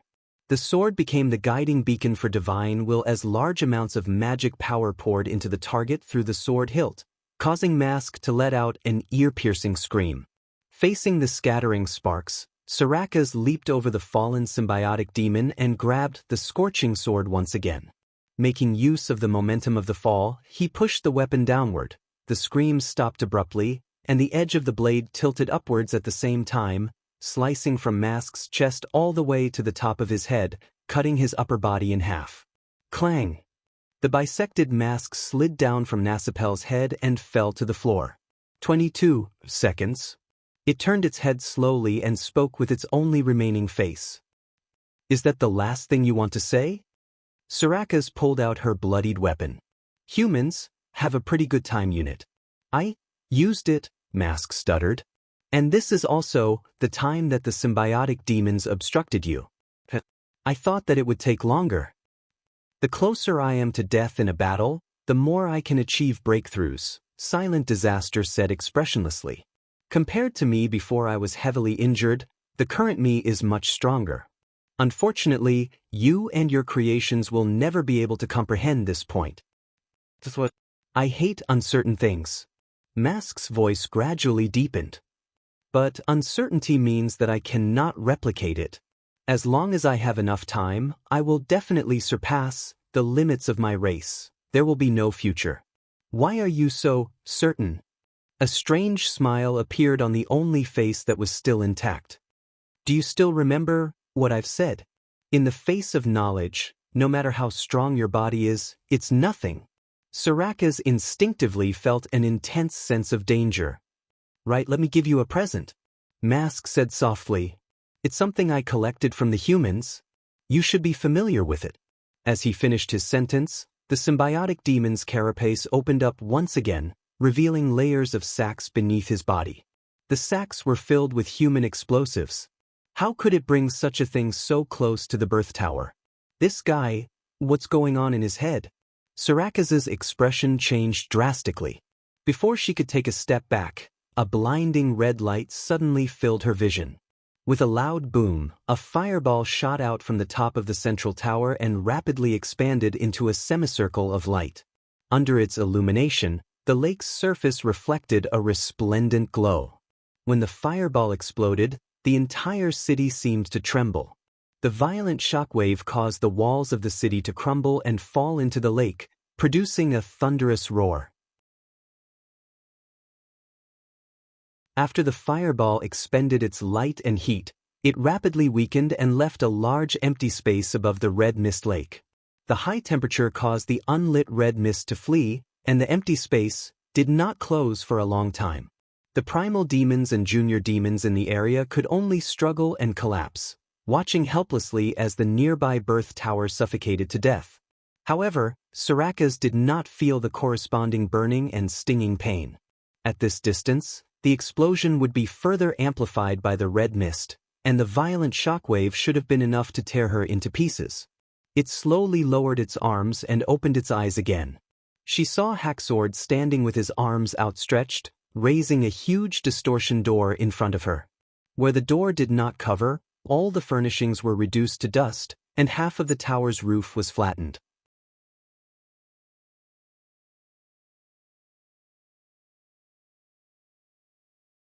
Chapter 1441. What are you doing? Sky Lord roared. If not for Silent Disaster's sudden departure, if he had been a step late, not only would Silent Disaster have died, even he himself would not have been able to escape. The thought of what would have happened if the other end of the door was still in the red mist pond, or if he did not have the time to open the second distortion door made Haxord break out in cold sweat. But it was not any better now. Regardless of whether Mask was dead or not, the king would definitely find out. Even if he had nothing to do with the matter, it did not mean that he could escape. As long as the king requested to look through his memories, he would undoubtedly be placed in an extremely passive position. It couldn't help but be enraged. Previously, when Silent Disaster refused to help him, he thought that she was a calm and rational person. He never expected that after meeting Valkyries, Soraka's attitude would undergo such a drastic change. That's not right, she is still calm and rational. That's why she left silently and did not explain her plan to him first, because she knew that he would stop her. Once Plan B is activated, the matter will be irreversible and there is only one way to stop it. Silent Disaster's tone did not change, as though she did not care that she was just a hair's breadth away from death. Who said that's the only way? If we calm down and think about it, Haxord's voice suddenly quieted down halfway through his sentence. Is there really a better way? Without Mask or the king knowing, to maintain the deity of gods in its original state, such a method might exist, but what about the time? In fact, ignoring the fact that it required a large amount of effort to set up a strategy, he had not even made up his mind if he wanted to do it. Did she see through it? Haxord's lips squirmed for a moment, but he could only change the topic. But Soraka's looked at him as though she was waiting for him to ask further. This way we will be standing on the opposite side of the king. The other senior lords will treat us as enemies. Furthermore, Sky Lord paused for a moment. The humans might not let us off. Because of the trade-offs, Soraka's replied simply. Trade-offs? In my eyes, this problem isn't that difficult to choose. She turned and walked out, even though the control room was only left with half a wall and a crumbling door. We can slowly think about the future, but Valkyries cannot die like this. What kind of answer was that? Are you saying that Valkyries is more important than the fate of the race? Hacksword's tone sank. I don't believe that's what it means. Are you sure that what you saw was really the Nightmare Lord and not a hoax set up by the humans? No, it told me that for the sake of the race, sacrificing it is fine, Sarakas calmly replied. This is my personal judgment. Sky Lord was momentarily at a loss for words. The situation had become tricky. Suddenly, a dull sound rolled over their heads. It seemed to come from beneath their feet, or perhaps from somewhere even deeper. Amidst the continuous rumbling, the deity of gods actually trembled. What's going on? Hacksword looked at the red mist lake below the pit in surprise. He saw that the crystal-like lake was boiling, as if something was about to come out. The birth tower in the middle of the lake also emitted a faint glow. He had never seen such a phenomenon in centuries. But Sky Lord quickly saw an even more inconceivable scene. The magic power cores that should have been destroyed by the explosion were emitting a dazzling blue light. They gradually rose from the lake and flew towards the birth tower. He was no stranger to them. Although their structure was extremely ingenious, and they were the only creations of the underground civilization that could change the form of magic power, their skeletons could be snapped with a single hand. They could not be considered as sturdy. The explosion from before had even sent the top of the central tower flying, so how could it only push the cores into the lake? Sarakas's expression changed as well. She unsheathed her sword and ran a few steps forward before throwing the hilt with all her might. The blade transformed into a stream of light and accurately struck one of the cores. But the latter did not shatter. Instead, it remained motionless. It was as though the sword had stabbed into an extremely sturdy object as it spun and was sent flying before falling into the churning lake. How can this be? Sarakas muttered. When the cores reached a certain distance from the birth tower, a flickering band of light appeared between the two, as though they had become one. It was the same for the other cores. At the moment when the 4 bands of light appeared, the 4 cores began to revolve around the birth tower, and the light emitted from the birth tower reached an extreme. Boom! The tremors intensified by several times, causing dust and gravel to fall from above. Many of the houses built beside the pit collapsed into the lake, and the central tower did not fare any better. The parts that were connected to the walls of the pit creaked as visible cracks began to spread across the tower. Amidst the intense tremors, Hacksword felt an obvious sense of weight, as though something was pressing him to the ground. The deity of gods was rising. Damn it, shouldn't this plan be activated only after the king arrives at the fertile plains? Hacksword gritted his teeth. How could he have made preparations so far in advance? Sarakas also sensed that something was amiss. The scene looked as though it had been planned for a long time. Could it be? Hacksword stared at Silent Disaster for a moment before pulling her into the distortion door and returning to the bottom level of the red mist pond. Take off your armor. Sarakas looked at him suspiciously, but did as she was told. Sky Lord took out the 5-colored magic stone and placed it in front of his eyes, only to see an indiscernible strand of hair mixed into the beam of light. It was so thin that it was difficult to distinguish if one did not deliberately observe it. Don't move. Hacksword extended 2 fingers and pierced them into Silent Disaster's shoulder. The latter frowned but did not stop him. Very quickly, she pulled out a lump of flesh from her body. After separating from its host, this lump of flesh immediately stopped wriggling. Nasipel, Silent Disaster clenched her fists. Without a doubt, Mask had placed the parasite into her wound while she was unconscious, but she did not react to it at all. So he already knew of our conversation, and even your meeting with Valkyries in the realm of mind. Hacksword threw the lump of flesh to the ground and stomped on it. If that's the case, it can be explained why he made preparations in advance. Sarakas ignored the wound on her shoulder and walked towards the door in large strides. Wait, where are you going? I want to destroy the magic power core. It's too late. Hacksword bellowed. You can see for yourself that the core is resonating with the birth tower. What can you do alone? After the adjustments, the device core was now one with the birth tower. Even if the two of them used all their strength, they would not be able to damage it, much less throw swords. Even if a miracle happened, it would cause the deity of gods to completely lose control and plummet from the sky. It could already see the worst outcome. You're tuning in to the Passion Pages YouTube channel. We're so grateful for your support, and don't forget to subscribe to join us on this incredible journey through captivating stories. Your generosity through donations truly makes a world of difference, as it's the primary source of revenue that allows me to expand and enhance this channel for you. Thank you from the bottom of my heart for being a part of this adventure.